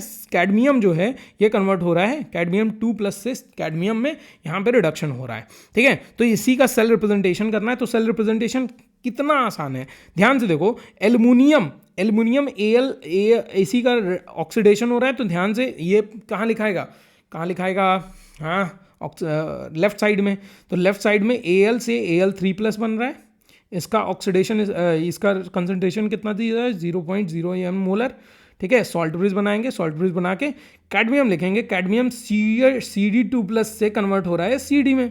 ठीक है, और क्या दिख रहा है आपको, क्या दिख रहा है भाई, हाफ सेल दिख रही हैं, और यहाँ पे n की वैल्यू कितनी हो जाएगी भाई, n की वैल्यू हो जाएगी 6। कैसे 6 हुई? क्योंकि यहाँ ये Al 3+ में कन्वर्ट हो रहा है, तो बैलेंस करने के लिए 3 × 2 करना पड़ेगा ना। ये 2 इलेक्ट्रॉन एक्सेप्ट कर रहे हैं, ये 3 इलेक्ट्रॉन निकाल रहे हैं, तो बैलेंस करने के लिए पे 3 × 2 करना पड़ेगा, यानी n की value total transfer of electron जो हो रहा है वो कितना हो रहा है? कितना हो रहा है भाई? 6 इलेक्ट्रॉन्स का ट्रांसफर हो रहा है। अब नर्स्ट इक्वेशन लगानी है। नर्स्ट इक्वेशन ये पूरी दी हुई है, बस आपको क्या करना है? पुट करना है वैल्यू। तो वैल्यू पुट कर लेते हैं, देख लेते हैं भाई, वैल्यू पुट कर लेते हैं। तो ई ऑफ द सेल, ठीक है, इज इक्वल टू, यहाँ पे ई नॉट ऑफ सेल आपको दिया हुआ है क्वेश्चन में 1.260 वोल्ट, ठीक है, माइनस 0.059, ठीक है, अपॉन 6, सॉरी, ठीक है, अपॉन यहाँ पे कितना हो जाएगा? 6 हो जाएगा, ठीक है, और मल्टीप्लाई लॉग यहाँ पे। अच्छा, यहाँ पे प्रोडक्ट कौन है? प्रोडक्ट में है आपके पास, ठीक है, एल्यूमिनियम 3+, यहाँ पे मोलर, तो 10⁻⁻² आ जाएगा, और इसका कोफिशिएंट है तो कोफिशिएंट पावर में आ जाएगा, अपॉन नीचे कैडमियम रखेंगे, रिएक्टेंट में 10⁻⁻1 है, और पावर में कितना आ जाएगा? 3 आ जाएगा, क्योंकि कोफिशिएंट यहाँ पे स्टैचोमेट्रिक कोफिशिएंट 3 है। तो EMF of the cell is equal to हो जाएगा 1.260 वोल्ट माइनस 0.06, इसको कर सकते हैं, अपॉन 6 कर देंगे, मल्टीप्लाई लॉग 10⁻⁻4 ऊपर आया और 10⁻⁻3 नीचे आया, माइनस किए तो 10⁻⁻1 हो गया। यहाँ पे क्या हो जाएगा? ऐड हो जाएगा, तो 1.60 वोल्ट, और यहाँ पे ये 10⁻⁻1 आगे आ जाएगा तो +1 हो जाएगा, प्लस हो जाएगा, और यहाँ पे 6 से इसको कैंसिल आउट करेंगे तो 0.01 बार में कैंसिल आउट हो जाएगा, ठीक है। तो ये आ जाएगा कितना आएगा भाई? जल्दी बताओ। 1.270, ये इतना वोल्ट आ जाएगा, और पॉजिटिव में आया है, यानी स्पॉन्टेनियस रिएक्शन होगी। समझ में आया? ठीक है, इस तरह से रिएक्शन परफॉर्म करनी है आपको, ठीक है। फिर उसी तरह का क्वेश्चन, फिर से नर्स्ट इक्वेशन लगाना है, फिर वही काम करना है, तो आप करेंगे। कौन करेगा भैया? आप करेंगे, ठीक है, कुछ नहीं करना है। देखो फिर से वही चीज़ है कि Cr दिया है, ठीक है, Fe2+ दिया है, Fe2+ कन्वर्ट हो रहा है Fe में, यानी रिडक्शन हो रहा है, और Cr का कन्वर्जन हो रहा है Cr3+ में, यानी ऑक्सीडेशन हो रहा है, ठीक है। तो ये ईएमएफ ऑफ, आप क्या करेंगे? ई नॉट ऑफ सेल निकालेंगे। ई नॉट ऑफ सेल देखिए यहाँ निकाला भी है 0.30। उसके बाद नर्स्ट इक्वेशन लगानी है, डायरेक्टली पूरा फॉर्मूले पे बेस्ड क्वेश्चन है, आराम से कर लेंगे। 2 नंबर यहाँ पे पा जाएंगे आप, ठीक है, 2 नंबर 3 नंबर जितने का भी 2 नंबर का जनरली ऐसा क्वेश्चन आएगा तो 2 नंबर आपको पक्का है मिलने वाला है यहाँ से, ठीक है, नर्स्ट इक्वेशन बेस्ड। उसके बाद नेक्स्ट क्वेश्चन फिर से ईएमएफ ऑफ सेल निकालनी है। यहाँ पे भी वही सेम काम है, कुछ अलग नहीं है, तो फिर से आप क्या करेंगे? वही काम करेंगे। ये 2 क्वेश्चंस आपके लिए होमवर्क है, ठीक है, 2 क्या है और भी हैं, ठीक है, नहीं 2 ही क्वेश्चन है ये नर्स्ट इक्वेशन से रिलेटेड। और यहाँ पे नर्स्ट इक्वेशन का क्वेश्चन आपका इसी टाइप का आएगा, डेल्टा जी पूछ लेगा, केसी पूछ लेगा, यही सब क्वेश्चन आएंगे नर्स्ट इक्वेशन से, इससे ज़्यादा कुछ नहीं आता। सेल रिप्रेजेंटेशन पूछ लेगा तो सेल रिप्रेजेंटेशन करना आपको आ गया है कि नहीं, ठीक है। तो ये 2 रिएक्शंस, 2 क्वेश्चंस आप खुद लगाएंगे और कमेंट बॉक्स में कमेंट करेंगे इसका आंसर। समझ में आए? आगे बढ़े, नेक्स्ट क्वेश्चन देखिए। नेक्स्ट क्वेश्चन क्या है? What should be the sign, positive or negative, for E naught of cell and delta G? ठीक है, ये देखो, ये 15 क्वेश्चन अभी तक मैं कंप्लीट किया हूँ। उसके बाद यहाँ 2-3 क्वेश्चन ऐसे हैं जो कैसे हैं, आपके हैशटैग वाले क्वेश्चन है, इंपॉर्टेंट क्वेश्चन है, अच्छे क्वेश्चन है, ठीक है, समझ में आ रही बात? तो इनको आप करेंगे, आराम से करेंगे। देखिए हम भी करेंगे, ठीक है, और भी क्वेश्चन हैं। देखिए what should be the sign, कह रहा है ई नॉट ऑफ सेल और डेल्टा जी नॉट के लिए, स्पॉन्टेनियस रिएक्शन के लिए क्या अंडर स्टैंडर्ड कंडीशन क्या साइन होगा। तो अब अभी आपको बताया गया है कि यहाँ पे ई नॉट ऑफ सेल जो होता है वो पॉजिटिव होता है, ठीक है, स्पॉन्टेनियस रिएक्शन के लिए, वाइल डेल्टा जी जो होता है वो निगेटिव होता है स्पॉन्टेनियस रिएक्शन के लिए। किसके लिए? स्पॉन्टेनियस रिएक्शन के लिए। उसके बाद कह रहा है state Faraday's first law. Faraday का फर्स्ट लॉ ये कहता है कि जितना अमाउंट ऑफ चार्ज, ठीक है, क्या करेगा, ओवरऑल उस इलेक्ट्रोलिसिस में रिवॉल्व करेगा, घूमेगा, ठीक है, बनेगा, ठीक, वो डायरेक्टली प्रोपोर्शनल होगा कितना मास डिपॉजिट हो रहा है। जितना ज़्यादा चार्ज उतना ज़्यादा क्या होगा? डिपोजिशन होगा, ठीक है। किसका डिपोजिशन? जो भी डिपॉजिट हो रहा है, जो भी एटम, जो भी एलिमेंट डिपॉजिट हो रहा है उसके मास के डायरेक्टली प्रोपोर्शनल होगा, ठीक है। और फिर से यहाँ पे ईएमएफ ऑफ सेल निकालनी है, वही चीज़ करनी है। ई नॉट ऑफ सेल दिया हुआ है, सेम चीज़ देखो, H प्लस की 1 मोलर दी हुई है यानी 1 ले लिया जाएगा, ठीक है। और ये रिएक्शन पहले लिखेंगे, लेकिन रिएक्शन इसका क्या हो जाएगा भाई, इसका रिएक्शन जल्दी से बताइए, जल्दी से बताइए क्या होगा रिएक्शन, कि Fe जो है, ठीक है, वो H प्लस के साथ रिएक्शन कर रहा है और कन्वर्ट किस में हो रहा है, 2H प्लस लेंगे ना, 2H प्लस के साथ रिएक्शन हो रहा है और कन्वर्ट किस में हो रहा है, Fe, ये Fe2 प्लस में कन्वर्ट हो रहा है, तो 2 इलेक्ट्रॉन ये निकाला होगा, वही 2 इलेक्ट्रॉन ये एक्सेप्ट कर लिए और कन्वर्ट हो गए किस में, H2 में कन्वर्ट हो गए, ठीक है। अब देख लो, अब रिएक्शन पूरी पूरी वही है, ई नॉट क्या लगाएंगे, EMF of cell is equal to E not of, ठीक है, सेल माइनस 0.057 अपॉन कितने इलेक्ट्रॉन, 2 इलेक्ट्रॉन, कितने electron, 2 electron multiply log product कौन है, प्रोडक्ट कौन है, Fe2 प्लस, सॉरी हाँ Fe2 प्लस, और Fe2 प्लस का मोलरिटी कितने दी है, 10 टू द पावर माइनस 2 दी है, पावर में कुछ है नहीं, ठीक है, अपॉन यहाँ पे कितना आ जाएगा, रिएक्टेंट H प्लस का कंसंट्रेशन 1 के पावर 2 आ जाएगा, तो 1 के पावर 2 का कोई मतलब ही नहीं है, ठीक है, is equal to E not of cell कितना दिया है, 0.44 वोल्ट माइनस ये कितना हो जाएगा, 0.06 मान लेते हैं अपॉन 2 मल्टीप्लाई ये 10 to the power minus 2 log में, ठीक है, लॉग का, ठीक है, ये 2 से ये कटेगा 0.03 बार में और माइनस 2 आगे आके मल्टीप्लाई हो जाएगा, तो 0.44 volt minus, sorry minus minus plus हो गया, आगे आके मल्टीप्लाई और 2 का मल्टीप्लाई 3 में होगा तो 0.06 हो जाएगा, ठीक है। और लॉग 10 की वैल्यू क्या हो जाती है, 1 हो जाती है, तो इसको ऐड कर लो तो ये 0.50 वोल्ट हो जाएगा पूरा आंसर। और ये आ गया आपका क्या क्या आ गया, ये आ गया ईएमएफ ऑफ सेल। समझ में आई, क्लियर हुई, कोई दिक्कत, किसी को परेशानी है, नहीं है, आगे बढ़े, नहीं है ना, है तो कमेंट बॉक्स में कमेंट करिए, जल्दी से बताइए क्या परेशानी है, क्या दिक्कत आ रही है। मैं नेक्स्ट वीडियो में कोशिश करूंगा कि आपको इस जो भी परेशानियां हैं उनको दूर करने की। नेक्स्ट क्वेश्चन देखिए, नेक्स्ट क्वेश्चन आपका है, out of which of the following pairs predict the reason which pair will allow greater conduction of electricity. ये बढ़िया क्वेश्चन है, अच्छा क्वेश्चन है, अच्छे लेवल का क्वेश्चन है, ठीक है। अब देखो, इसको समझाने से पहले मैं एक चीज आपको समझाना चाह रहा हूं कि मेटालिक कंडक्टर एक होता है, ठीक है, एक मेटालिक कंडक्टर होता है और एक इलेक्ट्रोलाइटिक कंडक्टर होता है, ठीक है, इलेक्ट्रोलाइटिक कंडक्टर होता है कि नहीं। जहाँ ये इलेक्ट्रोलाइटिक कंडक्टर मतलब जहाँ इलेक्ट्रोलाइट्स की बात की जा रही है, जहाँ आयंस आएंगे, और मेटालिक कंडक्टर जहाँ पे हम मेटल की बात कर रहे हैं यानी वायर की बात कर रहे हैं। तो वायर में जो कंडक्शन होता है वो किसकी वजह से होता है, इलेक्ट्रॉन की वजह से।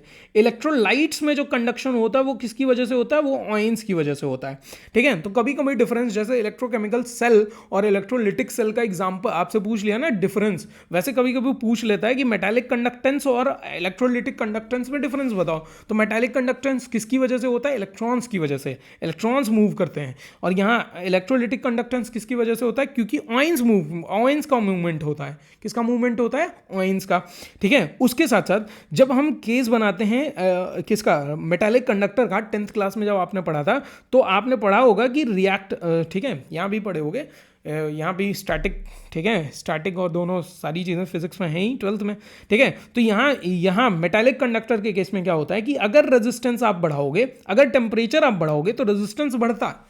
टेम्परेचर अगर बढ़ाओगे तो उसका रीज़न क्या है कि पॉजिटिव आयंस जो होते हैं वो ज़्यादा एक्टिव हो जाते हैं, जिसकी वजह से वो हिंडर करते हैं, इलेक्ट्रॉन्स को फ्लो नहीं करने देते, तो रेजिस्टेंस बढ़ जाता है। यानी टेम्परेचर बढ़ाने पर रेजिस्टेंस बढ़ेगा, किसके केस में, मेटालिक कंडक्टर के केस में। लेकिन अगर हम यही बात इलेक्ट्रोलाइटिक कंडक्टर्स में आए तो यहाँ पे क्या होता है, यहाँ temperature is inversely proportional to resistance. यानी टेम्परेचर बढ़ाओगे तो, ठीक है, टेम्परेचर अगर बढ़ाओगे तो रेजिस्टेंस कम होगा, रेजिस्टेंस क्या होगा, कम होगा। समझ में आ रही बात, समझ में आ रही है, ठीक है। तो ये चीज़ किसके केस में आती है, इलेक्ट्रोलाइटिक कंडक्टेंस के केस में आती है। तो ये डिफरेंसेस आप बता सकते हैं, अगर पूछा जाएगा तो 2-3 डिफरेंसेस आप इस तरह से बता सकते हैं।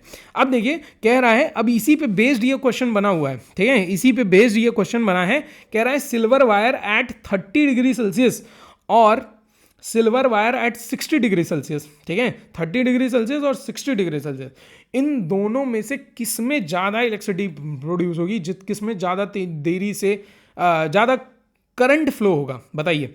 तो मैंने अभी बताया ये सिल्वर वायर है, ठीक है, सिल्वर वायर है, दोनों केस में सिल्वर वायर है, लेकिन एक में टेम्परेचर 60 डिग्री सेल्सियस है, एक में टेम्परेचर 30 डिग्री सेल्सियस है। तो मैंने अभी बताया जब मेटालिक कंडक्टर का केस है तो वहाँ टेम्परेचर बढ़ाने पर रेजिस्टेंस बढ़ता है, मतलब ज़्यादा टेम्परेचर ज़्यादा रेजिस्टेंस, कम टेम्परेचर कम रेजिस्टेंस, जहाँ कम रेजिस्टेंस वहाँ ज़्यादा इलेक्ट्रिसिटी होगी।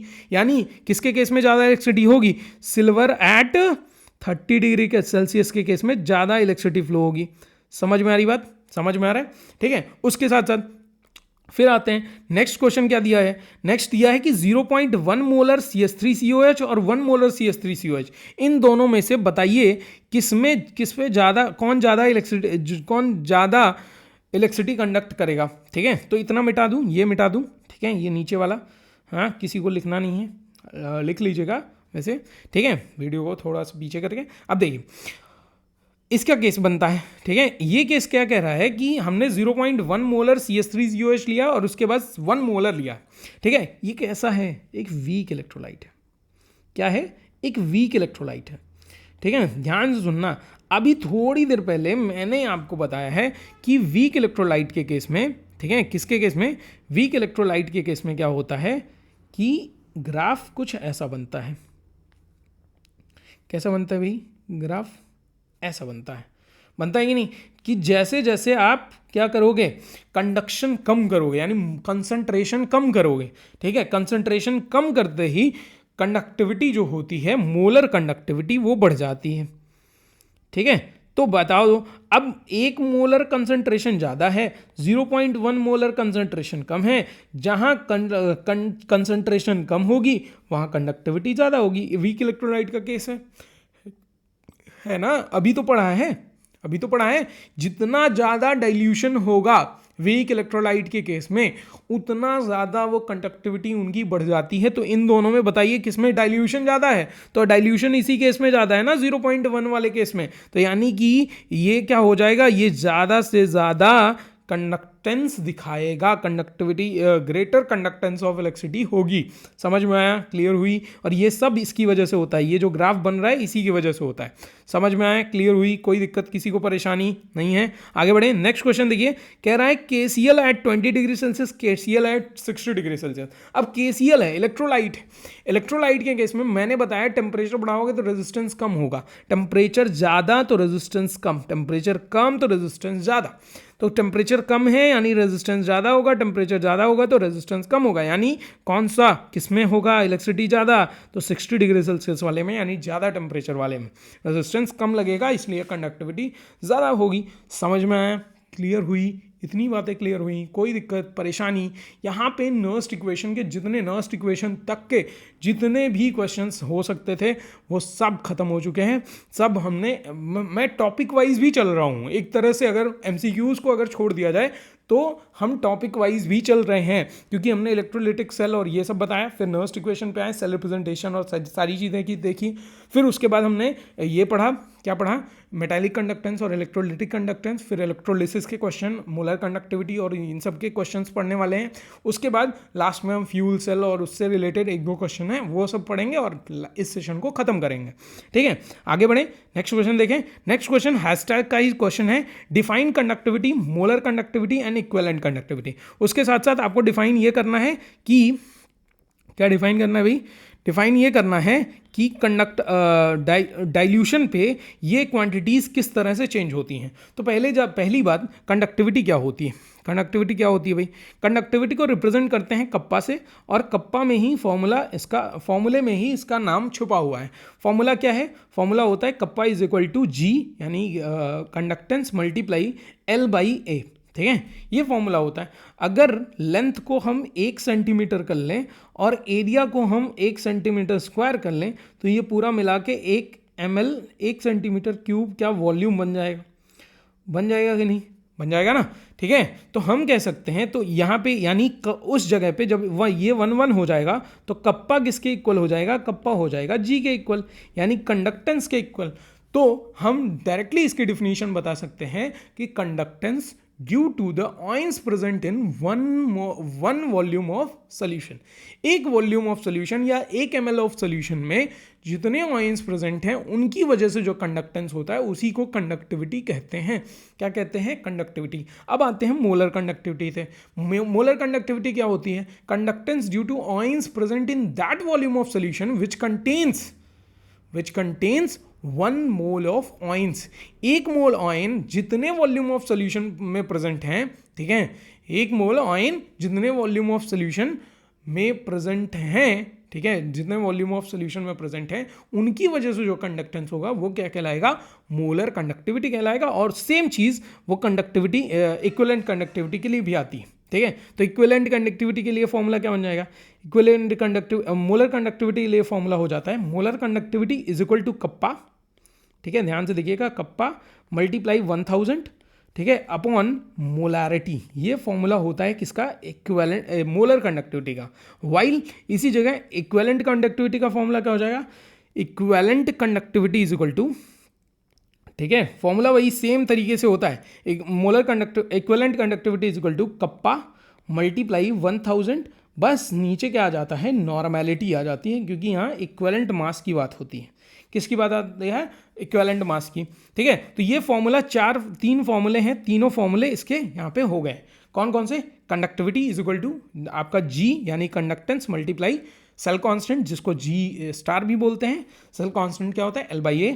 उसके बाद molar conductivity is equal to kappa multiply 1000 upon molarity of the solution. Equivalent conductivity is equal to kappa multiply 1000 upon normality of the equation, ठीक है। नॉर्मेलिटी कैसे निकलती है? नॉर्मेलिटी क्या होती है? Number of gram equivalent upon volume of solution.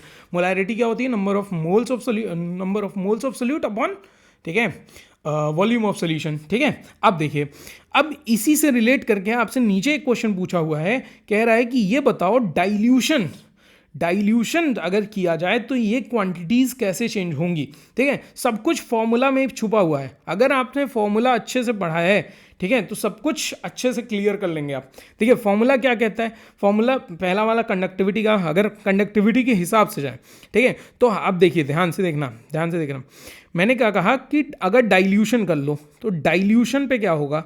Dilution अगर करोगे, ठीक है, यानी वाटर ऐड कर रहे हो तो वाटर ऐड करने पे कंडक्टिविटी यानी कप्पा जो होता है वो डिक्रीज करता है। क्यों डिक्रीज करता है भाई? डिक्रीज करने का रीज़न ये है कि आप देखो, समझो कि मान लीजिए अभी आपने पानी कम डाला था, उस डाइल्यूशन कम किया था, तो 1 ml सोल्यूशन में ज़्यादा नंबर ऑफ आयंस प्रेजेंट थे क्योंकि कंसंट्रेशन ज़्यादा थी। लेकिन जब आपने वाटर ऐड करना स्टार्ट किया तो अब कंसंट्रेशन कम हो जाएगी। कंसंट्रेशन कम होगी तो अब आयंस क्या हो जाएंगे? बहुत दूर होने लगेंगे, ऑब्वियस सी बात है। तो 1 ml सोल्यूशन यानी एक निश्चित वॉल्यूम में अब नंबर ऑफ आयंस कम हो गए तो कंडक्टिविटी कम हो जाएगी कि नहीं? ठीक है, हो जाएगी ना। इसलिए यहाँ पे कंडक्टिविटी ओनली कंडक्टिविटी के केस में डाइल्यूशन पे क्या आता है? डिक्रीज आता है। लेकिन अगर डाइल्यूशन कर रहे हो, ठीक है, डाइल्यूशन कर रहे हो तो डाइल्यूशन करने पे मोलर कंडक्टिविटी जो होती है ये क्या करती है? ये इंक्रीज करती है। क्या करती है? इंक्रीज करती है। कैसे इंक्रीज करेगी? तो फॉर्मूले में ही सब कुछ है। फॉर्मूला, मोलैरिटी का फॉर्मूला क्या होता है? Number of moles of solute upon volume. Volume अगर यहाँ पे आएगा तो वॉल्यूम ऊपर जाएगा कि नहीं? ठीक है, नंबर ऑफ मोल्स यहाँ लिखाएंगे, वॉल्यूम ऊपर जाएगा। अच्छा, वॉल्यूम कब बढ़ रहा है? जब आपने डाइल्यूशन किया तो वॉल्यूम बढ़ रहा है तो कंडक्टिविटी भी बढ़ेगी। समझ में आया? मोलर कंडक्टिविटी भी बढ़ेगी। क्यों बढ़ेगी? वॉल्यूम बढ़ रहा है। क्यों वॉल्यूम बढ़ रहा है? क्योंकि आप ऐड कर रहे हो। क्या ऐड कर रहे हो? वाटर ऐड कर रहे हो। समझ में आ रही बात? ठीक है, अगर उस तरीके से भी समझना चाहें तो क्या बोला था डिफिनीशन में कि conductance due to the ions present in that volume of solution which contains 1 mole of, ठीक है, 1 मोलर कंसंट्रेशन। समझ में आ रही बात? तो वहाँ से भी ये क्लियरिफाई हो रहा है। ठीक है, और नॉर्मेलिटी के केस में भी number of gram equivalent upon volume होता है, तो वॉल्यूम ऊपर जाएगा और वॉल्यूम डायरेक्टली प्रोपोर्शनल हो जाएगा इक्विवेलेंट कंडक्टिविटी के। इसलिए यहाँ पे equivalent conductivity on dilution equivalent conductivity भी इंक्रीज करती है। समझ में आया? इतनी चीज़ें, मतलब हमारे जो हैशटैग के क्वेश्चन थे वो बड़े इंपॉर्टेंट थे, अच्छे थे, समझने लायक थे। ठीक है, आगे बढ़े, नेक्स्ट क्वेश्चन देखिए।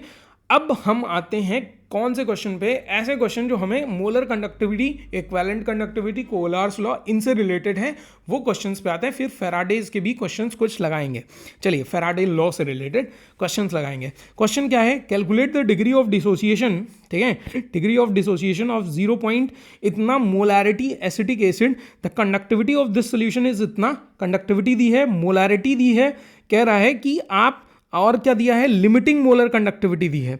ठीक है, लिमिटिंग मोलर कंडक्टिविटी किसकी किसकी दी हुई है, लिमिटिंग मोलर कंडक्टिविटी का मतलब molar conductivity eight infinite dilution CH3CO negative का दिया है और H+ आयन का दिया है। कह रहा है कि डिग्री ऑफ डिसोसिएशन निकालो और उसके साथ साथ और कुछ निकालना है नहीं, डिग्री ऑफ डिसोसिएशन बस कैलकुलेट करना है। ध्यान से देखिए, पहले चीज़ तो ये याद रखो, कोहलर्स लॉ क्या कहता है। ठीक है, कोहलर्स लॉ, कोहलर्स सर ने ये बताया था कि अगर वीक इलेक्ट्रोलाइट है, ठीक है, तो उसका पॉसिबल नहीं है कि इनफाइनाइट डाइल्यूशन कर सको। इनफाइनाइट डाइल्यूशन का मतलब होता है ऐसा वो परिस्थिति जहाँ पे आयंस बहुत दूर दूर हो जाए हैं। ठीक है, इतना हमने डाइल्यूशन कर दिया, इतना पानी डाल दिया, इतना घोल दिया है कि आयंस बहुत दूर दूर है, एक दूसरे का कॉन्टैक्ट में ही नहीं आ रहे हैं। ठीक है, निगेटिव और पॉजिटिव आयन। लेकिन इनफाइनाइट डाइल्यूशन का केस, ठीक है, इनफाइनाइट डाइल्यूशन का केस वीक इलेक्ट्रोलाइट के केस में फेल हो जाता है, नहीं होता है। तो उन्होंने कहा कि जो हमारा वो इनफाइनाइट मोलैरिटी होगी, ठीक है, ठीक, इनफाइनाइट डाइल्यूशन, ठीक है, किसी भी वीक इलेक्ट्रोलाइट का, ठीक है, लिमिटिंग मोलर कंडक्टिविटी किसी भी वीक इलेक्ट्रोलाइट की या किसी भी इलेक्ट्रोलाइट की, वो इक्वल होगी उनके limiting molar conductivity of their ions. ठीक है, यानी limiting molar conductivity of CH3COO negative, अगर मुझे CH3COH का निकालना है तो वो इक्वल होगा CH3COO negative plus limiting molar conductivity of H+ ion, इसके इक्वल होगा। यानी उनके आयंस के लिमिटिंग मोलर कंडक्टिविटी के सम के इक्वल होगा। ठीक है, तो यहां से हम क्या कर सकते हैं, limiting molar conductivity of CH3COH निकाल सकते हैं एसिडिक एसिड का। ठीक है, उसके साथ साथ हमें, ठीक है, मोलर कंडक्टिविटी, अब देखो डिग्री ऑफ डिसोसिएशन का फॉर्मूला, पहले डिग्री ऑफ डिसोसिएशन समझ लेते हैं। ये तो समझ गए, डिग्री ऑफ डिसोसिएशन का फॉर्मूला होता है, ठीक है, डिग्री ऑफ डिसोसिएशन यानी कितना % डिसोसिएट हो रहा है। ठीक है, कितना % क्या हो रहा है, डिसोसिएट हो रहा है। तो डिग्री ऑफ डिसोसिएशन यानी अल्फा से रिप्रेजेंट किया जाता है, ये होता है molar conductivity upon limiting molar conductivity. ठीक है, अब सोल्यूशन का ही निकालना है तो मोलर कंडक्टिविटी निकाल लेते हैं। तो मोलर कंडक्टिविटी का फॉर्मूला अभी पढ़ के आओ थोड़ी देर पहले कि limiting molar conductivity is equal to kappa into 1000 upon molarity. Kappa भी दिया है, मोलैरिटी भी दी है, तो कप्पा हमने लिया 1000 लिया अपॉन मोलैरिटी रखा और हमें मोलर कंडक्टिविटी हमारी आ गई 33.33। अब उसके बाद हमें क्या करना है, लिमिटिंग मोलर कंडक्टिविटी निकालनी है। तो अभी मैंने बताया लिमिटिंग मोलर कंडक्टिविटी क्या होती है भाई, कि दोनों का, ठीक है, दोनों का क्या कर दीजिए, सम कर दीजिए, उनके लिमिटिंग मोलर कंडक्टिविटी का, आयंस के लिमिटिंग मोलर कंडक्टिविटी का सम कर दीजिए, वो आ जाएगा उनके वीक इलेक्ट्रोलाइट के लिमिटिंग मोलर कंडक्टिविटी के इक्वल, जो कि आ गया है यहाँ पे 390.5। अब हमने क्या किया, डिग्री ऑफ डिसोसिएशन का फॉर्मूला हमने बताया, ठीक है, कितना होता है, limiting molar conductivity upon, sorry, molar conductivity upon limiting molar conductivity. तो मोलर कंडक्टिविटी आई थी 33.33 अपॉन लिमिटिंग मोलर कंडक्टिविटी आई है 39.5। ठीक है, दोनों को डिवाइड करेंगे और दोनों सीमेन सेंटीमीटर स्क्वायर पर मोल में होगा। ठीक है, क्योंकि दोनों वही सेम क्वांटिटी है ना, समझ में आ रही बात, ठीक, समझ में आ रहा है। तो यहाँ पे ये डिवाइड हो जाएंगे और यहाँ पे जो भी डिवाइड करने के बाद आंसर आता है 0.08। ठीक है, ये क्या हो जाएगा, डिग्री ऑफ डिसोसिएशन हो जाएगा, कितना % डिसोसिएट हुए, समझ में आ रही बात, इतना % डिसोसिएशन हुआ है। क्लियर हुई बात, आगे बढ़े, नेक्स्ट क्वेश्चन देखिए। नेक्स्ट क्वेश्चन है, molar conductivity of CH3COH solution is 39, limiting, अब देखो मोलर कंडक्टिविटी दिया है, कितना दिया है, 39.0 सीमेन सेंटीमीटर स्क्वायर पर मोल। ठीक है, कह रहा है if limiting molar conductivity of NaCl HCl CH3CONa is इतना, लिमिटिंग मोलर कंडक्टिविटी किसकी किसकी देखिए, limiting molar conductivity of NaCl, wait a minute, किसका दिया है लिमिटिंग मोलर कंडक्टिविटी, NaCl का। ठीक है, NaCl का दिया हुआ है, कितना दिया हुआ है, 126.4। ठीक है, उसके बाद limiting molar conductivity of HCl दिया हुआ कितना, HCl दिया हुआ है CH3, सॉरी कितना दिया हुआ है वैल्यू, दिया है 425.9, और उसके बाद limiting molar conductivity of CH3COOH दिया हुआ है आपको, ठीक है, 91.0। ठीक है, हमें किसका निकाला, सॉरी CH3COH का नहीं, CH3CONA का दिया है, ठीक है, उसका तो निकालना है, ठीक है। देखिए limiting molar conductivity of CH3COONA का आपको दिया हुआ है, ठीक है, 91.0 सीमेन सेंटीमीटर स्क्वायर पर मोल रेस्पेक्टिवली। देन कैलकुलेट, क्या क्या कैलकुलेट करना है, पहले लिमिटिंग मोलर कंडक्टिविटी कैलकुलेट करनी है CH3COH के लिए, ठीक है, चलिए निकाला जाएगा। उसके बाद कह रहा है find the degree of dissociation, degree of dissociation फिर करना है, ठीक है, करते हैं। देखिए ये सारी चीज़ें आपको दी हुई हैं। अब हम क्या कर लें, हमें अभी बताया है मैंने कि कोहलर्स लॉ के अकॉर्डिंग इनके आयंस का जो सम होगा ना, ठीक है, वो इनकी लिमिटिंग मोलर कंडक्टिविटी के इक्वल हो जाएगा। तो अगर इन तीनों को इस तरह से अरेंज कर दिया जाए कि माइनस प्लस करने पे ये लिमिटिंग मोलर कंडक्टिविटी क्योंकि ऑफ CH3COH आ जाए तो क्या हो जाएगा, पॉसिबिलिटी बन सकती है, ठीक है। क्यों ऐसा कर रहे हैं, क्योंकि लिमिटिंग मोलर कंडक्टिविटी कभी भी, ठीक है, किसका निकालना पॉसिबल नहीं है, किसी भी वीक इलेक्ट्रोलाइट का डायरेक्टली निकालना पॉसिबल नहीं है, तो इनडायरेक्ट तरीके से निकालते हैं। तो यहाँ पे क्या कर दें कि हो जाए, ठीक है। अगर ध्यान से सुनो, अगर क्या कर दिया जाए, पहला माइनस किया जाएगा, मान लीजिए NaCl दिया है, Na + Cl निगेटिव, पहला माइनस कर दें, तीसरा और दूसरा जोड़ लेते हैं, पहला वाला माइनस कर देते हैं, ठीक है।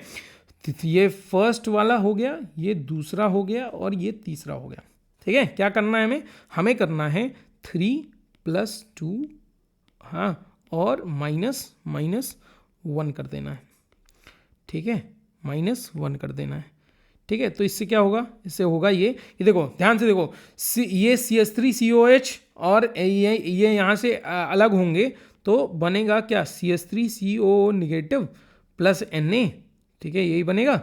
मैं लिमिटिंग मोलर कंडक्टिविटी पूरा एक्सप्लेन करके नहीं लिख रहा हूँ, डायरेक्टली बस आयंस दिखा रहा हूँ, आयंस, ठीक है। यहाँ पे H+ होगा और Cl निगेटिव दूसरे वाले से, -Na+ होगा और -Cl निगेटिव होगा Cl निगेटिव से Cl निगेटिव गया, Na+ से Na+ गया, बचा क्या, CH3COA निगेटिव और H+ बचा, ठीक है। इनका लिमिटिंग मोलर कंडक्टिविटी ऐड हो जाएगा, ठीक है। लिमिटिंग मोलर कंडक्टिविटी ऐड होगा तो वो CH3COH का आएगा कि नहीं, और वो किसके इक्वल होगा, भाई क्या किया है, तीसरा और दूसरा ऐड किया है, तो 425 में 91 ऐड कर लो तो ये 9 हो जाएगा और 516 हो जाएगा पॉइंट में, और यहाँ 9 to 11 1 कैरी और 415, 516 - 516.9 हो गया। इसमें से 126.4 घटा दीजिए तो यहाँ पे 5 आ जाएगा, 60, और यहाँ पे 11 में 2 9, और यहाँ पे कितना हो जाएगा, 3 - 1 2 हो जाएगा, 290.5 आ गया। यानी limiting molar conductivity of CH3COH 290.5 siemens centimetre square, ठीक है, मोल पर मोल, ये आ गया, ठीक है। लिमिटिंग मोलर कंडक्टिविटी निकल गई। हमें क्या निकालना है, अब ये तो एक पहला वाला हो गया, फर्स्ट वाला हो गया, अब हमें क्या निकालना है, degree of dissociation. Degree of dissociation क्या होता है, डिग्री ऑफ डिसोसिएशन अभी बताया, फॉर्मूला होता है डिग्री ऑफ, मैं ये हमेशा लिखता रहा हूँ, हाँ, डिग्री ऑफ डिसोसिएशन यानी अल्फा = होता है molar conductivity of limiting molar conductivity, ठीक है। मोलर कंडक्टिविटी आपको दी है 39, लिमिटिंग मोलर कंडक्टिविटी आपकी आ गई 290.5, इसी को डिवाइड कर लीजिए, डिग्री ऑफ डिसोसिएशन आ जाएगा। अच्छा, डिग्री ऑफ डिसोसिएशन के बाद एक और क्वेश्चन पूछा है आगे, कह रहा how much acetic acid is present in un-ionised form. Un-ionised form का मतलब क्या है, अनआयनाइज्ड फॉर्म का मतलब है कि कितना % ब्रेकिंग नहीं हुई है, डिसोसिएशन नहीं हुआ है, ये बताओ, ठीक है। तो क्या करोगे आप, डिग्री ऑफ डिसोसिएशन जब निकालोगे यानी 39/290 जब करोगे, ठीक है, तो यहाँ पे डिवाइड कर लेते हैं, 39/290 करो, ठीक है, 290.5 है, तो ये डिवाइड करेंगे अगर मान लो तो 390, ठीक है, 390 आ जाएगा, और अपॉन 2905 आएगा 390, ठीक है। एक बार में तो जाएगा ही, यानी 0.01 आएगा, ठीक है। आ जाएगा, ठीक ठीक ठीक, पॉइंट लगाएंगे तो 0 बढ़ेगा, तो 0.01, हाँ 0.1 समथिंग आएगा, मतलब जितना भी आए 10% या जो भी। तो आपको क्या करना है, उसको मल्टीप्लाई कर देना है 100 से। जो भी यहाँ पे अल्फा की वैल्यू जो आती है उसको आप क्या करेंगे, वो डिग्री ऑफ डिसोसिएशन है, डिग्री ऑफ डिसोसिएशन से ये निकालना कि कितना % डिसोसिएशन हुआ है। तो अल्फा से जितना भी आएगा अल्फा में मल्टीप्लाई कर दीजिएगा 100 का, ठीक है। 100 का जितने जब मल्टीप्लाई होकर जो वैल्यू आएगी वो आएगी कि कितना % डिसोसिएशन हुआ है।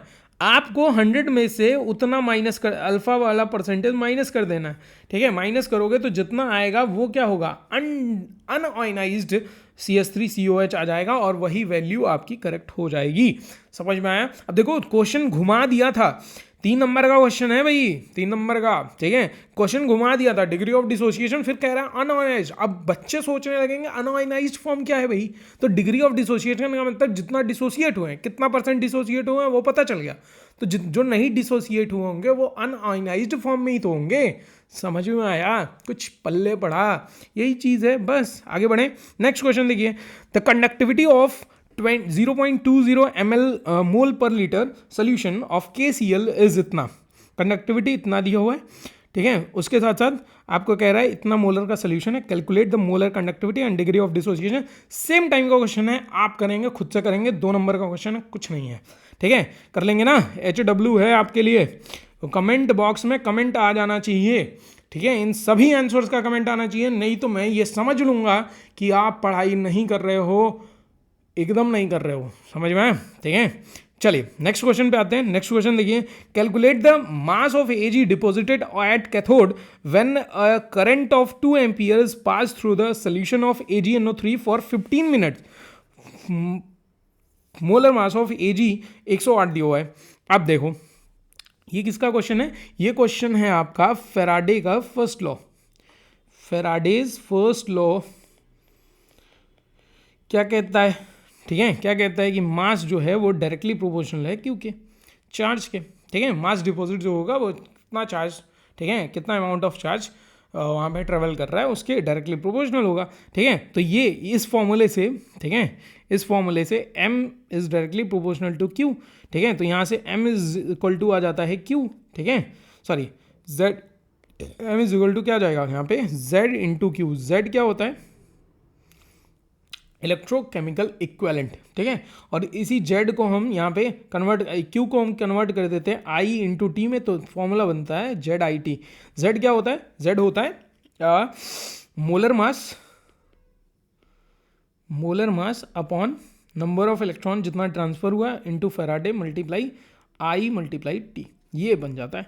अब क्या करना है आपको कह रहा है 2 एम्पियर की करंट, आपको मास ही निकालना है। क्या निकालना है, मास निकालना है, कितना डिपॉजिट हुआ है। तो मोलर मास आपको दिया है, यहीं सीधे रख लो, मोलर मास दिया है 108, एन की वैल्यू कितने इलेक्ट्रॉन्स ट्रांसफर हो रहे हैं।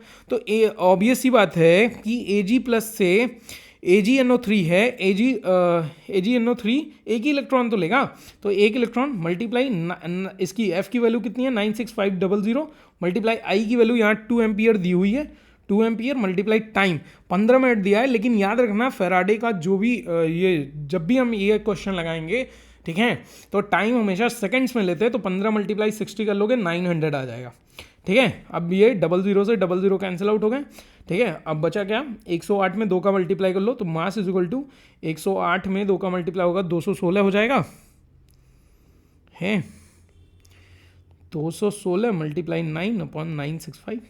इसी को कैलकुलेट कर लीजिए, जो अभी आएगा वही ग्राम में आंसर हो जाएगा। कुछ था क्वेश्चन में, कुछ नहीं था। आगे बढ़े, नेक्स्ट क्वेश्चन देखिए, क्या है क्वेश्चन, बड़ा क्वेश्चन है, देखते हैं क्या है क्वेश्चन।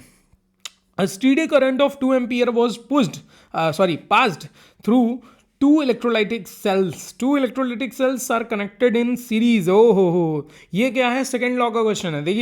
देखो 2 स्टीडी करंट भेजी जा रही है 2 एम्पियर की, जो कि 2 इलेक्ट्रोलाइटिक सेल से जा रही है, X और Y, ठीक है, कनेक्टेड है सीरीज में।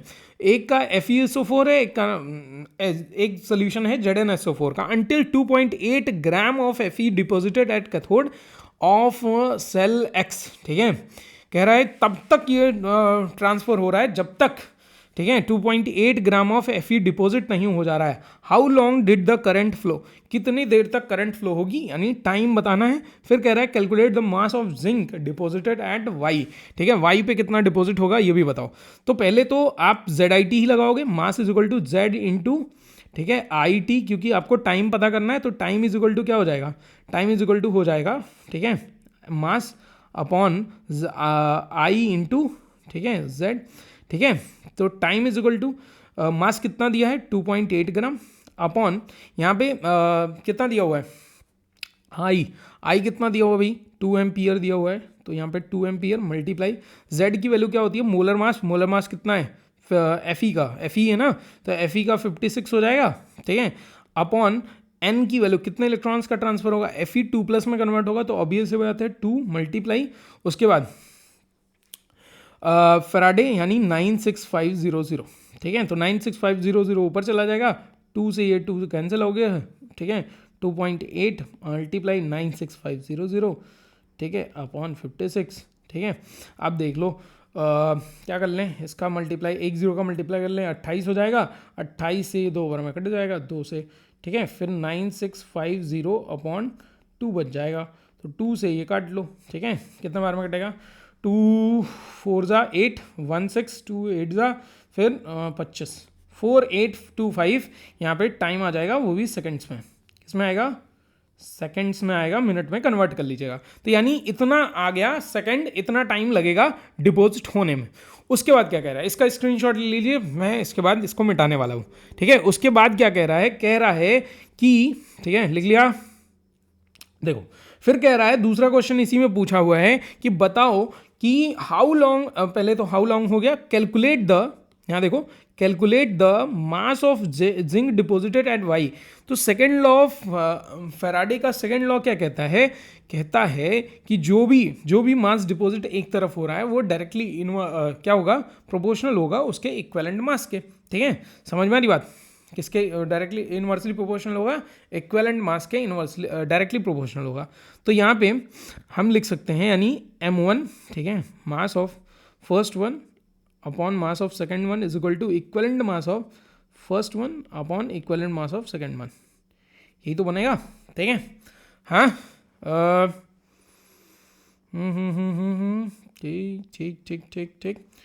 ठीक है, ऐसे ही तो बनेगा, ratio of their equivalent masses is equal to, हाँ चलिए, तो यहाँ पे पहले देख लेते हैं। इसके बाद यहाँ पे क्या हो जाएगा, 20 मोलर मास, यहाँ पे ये कितना दिया हुआ है 28 अपॉन 28, सॉरी हाँ 2.8 है ना, वेट अ मिनट, क्या हो जा रहा है मुझे, 2.8 है, 2.8 अपॉन मास ऑफ जिंक निकालना है, E1 कितना है, E1 कितना है भाई, इक्विवेलेंट मास ऑफ इसका कितना हो जाएगा 56, मोलर मास अपॉन चार्ज होता है तो 56 अपॉन 2 हो जाएगा, यानी 28 आएगा, यहाँ पे कितना आ जाएगा 28 आ जाएगा, अपॉन यहाँ पे कितना आ जाएगा 63.5 को अगर डिवाइड करेंगे 2 से तो अपॉन में आ जाएगा 63.5 इंटू 2 जो भी है, ठीक है, डिवाइड कर लो 63.5 अपॉन 2, ठीक है, कितना आएगा 32.75 आना चाहिए, 32.75, हाँ ठीक है, 32 नहीं 32.75 नहीं आएगा, 31.75 आएगा, 31 कितना हो जाएगा 62 और फिर हाँ 31.65 इतना आना चाहिए, ठीक है। 28 से ये 2.8 से ये 10 बार में गया, ठीक है, M2 निकालना है तो M2 इज इक्वल टू हो जाएगा, M2 इज इक्वल टू 3.165, ये इतना मास डिपॉजिट होगा, यहाँ पे समझ में आ रही बात, इतना मास डिपॉजिट हो जाएगा ग्राम्स में, समझ में आया। आगे बढ़े, नेक्स्ट क्वेश्चन पे आए, पहला क्वेश्चन इसका पहला वाला पार्ट हो ही गया था, दूसरा पार्ट हो गया, चलिए कैलकुलेट कह रहा है डेल्टा जी कैलकुलेट करो, केसी कैलकुलेट करो। अब देखो क्वेश्चन आ गया, डेल्टा जी भी calculate, delta G not calculate करना है और उसके बाद आपको ये कैलकुलेट करना है, चलिए कर लेते हैं, ठीक है, डेल्टा केसी भी कैलकुलेट कर लेते हैं। लॉग के सी कैलकुलेट करना है, सॉरी, ठीक है। देखो क्या है, कैडमियम दिया हुआ है, उसके बाद ये जेड दिया हुआ है। जेड क्या हो रहा है, रिडक्शन हो रहा है, जेड का क्या हो रहा है, ऑक्सीडेशन हो रहा है, और कैडमियम का रिडक्शन हो रहा है। कितने इलेक्ट्रॉन, 2 इलेक्ट्रॉन का ट्रांसफर हो रहा है। चलिए, तो डेल्टा जी की फॉर्मूला होता है डेल्टा जी का -NF E0, ठीक है, यही फॉर्मूला होता है। E0 यहाँ से निकाल लो, तो E0 ऑफ कैथोड, ठीक है, कैथोड कितना है, E0 ऑफ कैथोड -0.4 -0.403 माइनस, फिर माइनस में 0.76, ठीक है। ऐड ऑन होगा तो यहाँ पे आ जाएगा, कितना आएगा, -0.403 प्लस 0.76, ठीक है। माइनस करेंगे तो इतना आ जाएगा 3 कहाँ, 7, ठीक है, 7 आएगा। और उसके बाद यहाँ से यहाँ पे 5 आ जाएगा, और यहाँ पे 7 में से 4 गया, 3 आ जाएगा, यानी 0.357 वोल्ट इतना आएगा, वो भी किस में, प्लस में आएगा, ठीक है। कोई दिक्कत, किसी को परेशानी। डेल्टा G0 हमें निकालना है, 2 इलेक्ट्रॉन का ट्रांसफर हो, मतलब -2 96500, और यहाँ पे आया है 0.357 वोल्ट, तो ये मल्टीप्लाई कर लोगे, डेल्टा जी की वैल्यू आ गई, डेल्टा G0 निकाल लिया। अब उसके बाद क्या निकालना है, केसी निकालना है, ठीक है। क्या निकालना है, केसी निकालना है। तो केसी का भी फॉर्मूला बताया था, केसी कब आता है, इक्विलिब्रियम पे आता है, कब आता है, इक्विलिब्रियम पे आता है केसी, ठीक है, केसी। तो और इक्विलिब्रियम पे E of the cell, EMF of the cell क्या हो जाती है, 0। तो ईएमएफ ऑफ सेल अगर 0 हो गई तो E0 of cell is equal to, formula बनता है 0.059 upon number of electrons multiply log K C, ये फॉर्मूला बन जाता है, ठीक है। अब लॉग के सी की वैल्यू निकालनी है, तो ये इधर कर दो, तो log K C is equal to हो जाएगा 0.059, ठीक है, सॉरी, वेट अ मिनट, ठीक है। Log K C is equal to E0 of cell multiply n upon 0.059, ठीक है। और यहाँ पे E0 ऑफ सेल आपको मिल गई है, कितनी आई है, E0 ऑफ सेल कितनी आई है भाई, अभी आई है 0.357 मल्टीप्लाई नंबर ऑफ इलेक्ट्रॉन्स 2 हैं अपॉन 0.059, ठीक है। पॉइंट हटा के यहाँ पे लॉग के सी की वैल्यू डायरेक्टली आप फाइंड आउट कर सकते हैं यहाँ पे, इसी फॉर्मूले, इसी पूरा वही चीज़ लगाया जो मैंने स्टार्टिंग में बताया, वही चीज़ लगाई है यहाँ पे, कुछ अलग नहीं किया है, समझ में आया। नेक्स्ट क्वेश्चन पे चले। नेक्स्ट क्वेश्चन देखिए, name the cell was used in Apollo space program, 2 number का ये क्वेश्चन आया हुआ था, ठीक है। अपोलो स्पेस प्रोग्राम में कौन सी सेल यूज हुई थी, ठीक है। तो फ्यूल सेल, कौन सी सेल यूज होती भाई, फ्यूल सेल यूज हुई थी, ठीक है। और इसका और क्या नाम है, और नाम है हाइड्रोजन ऑक्सीजन सेल, ठीक है। कौन सी cell, hydrogen oxygen cell, H2O2 cell भी कहते हैं इसको।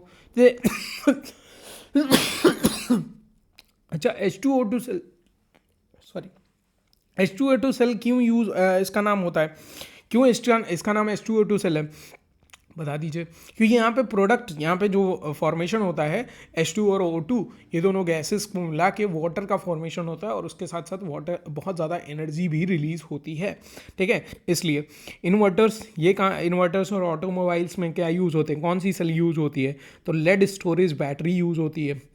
कौन सी यूज़ होती है, लेड स्टोरेज बैटरी, ठीक है, बटेरी, ठीक। उसके साथ साथ जो हियरिंग एड्स होते हैं, वॉचेस होती हैं, उसमें छोटी वाली वो बटन सेल यूज़ होती है ना, मर्क्यूरी सेल यूज़ होती हैं, ठीक है, मर्क्यूरी सेल। उसके साथ साथ ट्रांजिस्टर्स में क्या यूज़ होता है, स्टेडी पोटेंशियल के लिए, do not give steady potential, Leclanche cell, ठीक है, आपको बताई गई होगी लेक्लांचे बैटरी या लेक्लांचे सेल बताया गया होगा, ठीक है। ये सेल यूज़ होता है ट्रांजिस्टर्स में, ठीक है। तो ये चीज़ें भी आपको याद रखनी है, कौन सी सेल कहाँ यूज़ होती है। और कोशिश करिएगा कि यहाँ फ्यूल सेल जो है ना, इसकी रिएक्शन भी आप याद रखिए, क्योंकि रिएक्शन कभी कभी इसका पूछ लेता है, इस सेल का, फ्यूल सेल का रिएक्शन कभी कभी पूछ लिया जाता है। मोस्ट प्रोबेबली चांसेस हैं कि नहीं पूछेगा, लेकिन रिएक्शन अगर एनोड और कैथोड पे पता कर लेंगे, तो एक बार पढ़ लेते हैं तो कोई दिक्कत नहीं है, कोई हर्ज नहीं है, ठीक है। समझ में आया, आगे बढ़ें। नेक्स्ट आपसे इतनी सी बात कहनी है कि thank you so much for this beautiful session. फिर मिलेंगे नेक्स्ट वीडियो में नेक्स्ट चैप्टर के साथ, यानी केमिकल काइनेटिक्स के साथ, और उसके न्यूमेरिकल्स भी फोड़ेंगे, अच्छे से लगाएंगे। ये जो जितने क्वेश्चंस मैंने कराए हैं अच्छे से इनको पढ़ लीजिए, ठीक है। थियोरी आपने क्लियर रखी है। मैं बता रहा हूँ 9 नंबर है ना, 9 नंबर में से 8 नंबर आपके कहीं नहीं गए हैं। 1 नंबर इसलिए मैं कम बोल रहा हूँ क्योंकि हो सकता है एमसीक्यू में कहीं इधर उधर से क्वेश्चन फंसा के आपको दे दे, ठीक है। तो उसके लिए बस मैं कह रहा हूँ कि वहाँ पे आप फंस सकते हो, ठीक है। मोस्ट प्रोबेबली नहीं फंसोगे लेकिन फंस सकते हो, ठीक है। लेकिन 8 नंबर आपके कहीं नहीं गए हैं अगर इतना आपने अच्छे से कर लिया है, अच्छे से फॉर्मूलेज लर्न कर लिए हैं, ग्राफ्स देख लिए हैं, चीज़ें कर ली हैं तो, ठीक है। समझ में आया। एक चीज़ और याद रखना, स्टेटमेंट, कोलार्स लॉ का स्टेटमेंट बड़ा इंपॉर्टेंट है, तो वो भी याद करके जाइएगा, ठीक है। क्योंकि कभी कभी इंडिपेंडेंट माइग्रेशन का वो आ जाता है, independent state the Kohlrausch's law of independent migration of points, ठीक है। ये याद करके जाइएगा, ठीक है। बाकी ऑल द बेस्ट, फिर मिलते हैं नेक्स्ट वीडियो में। Thank you so much, bye bye.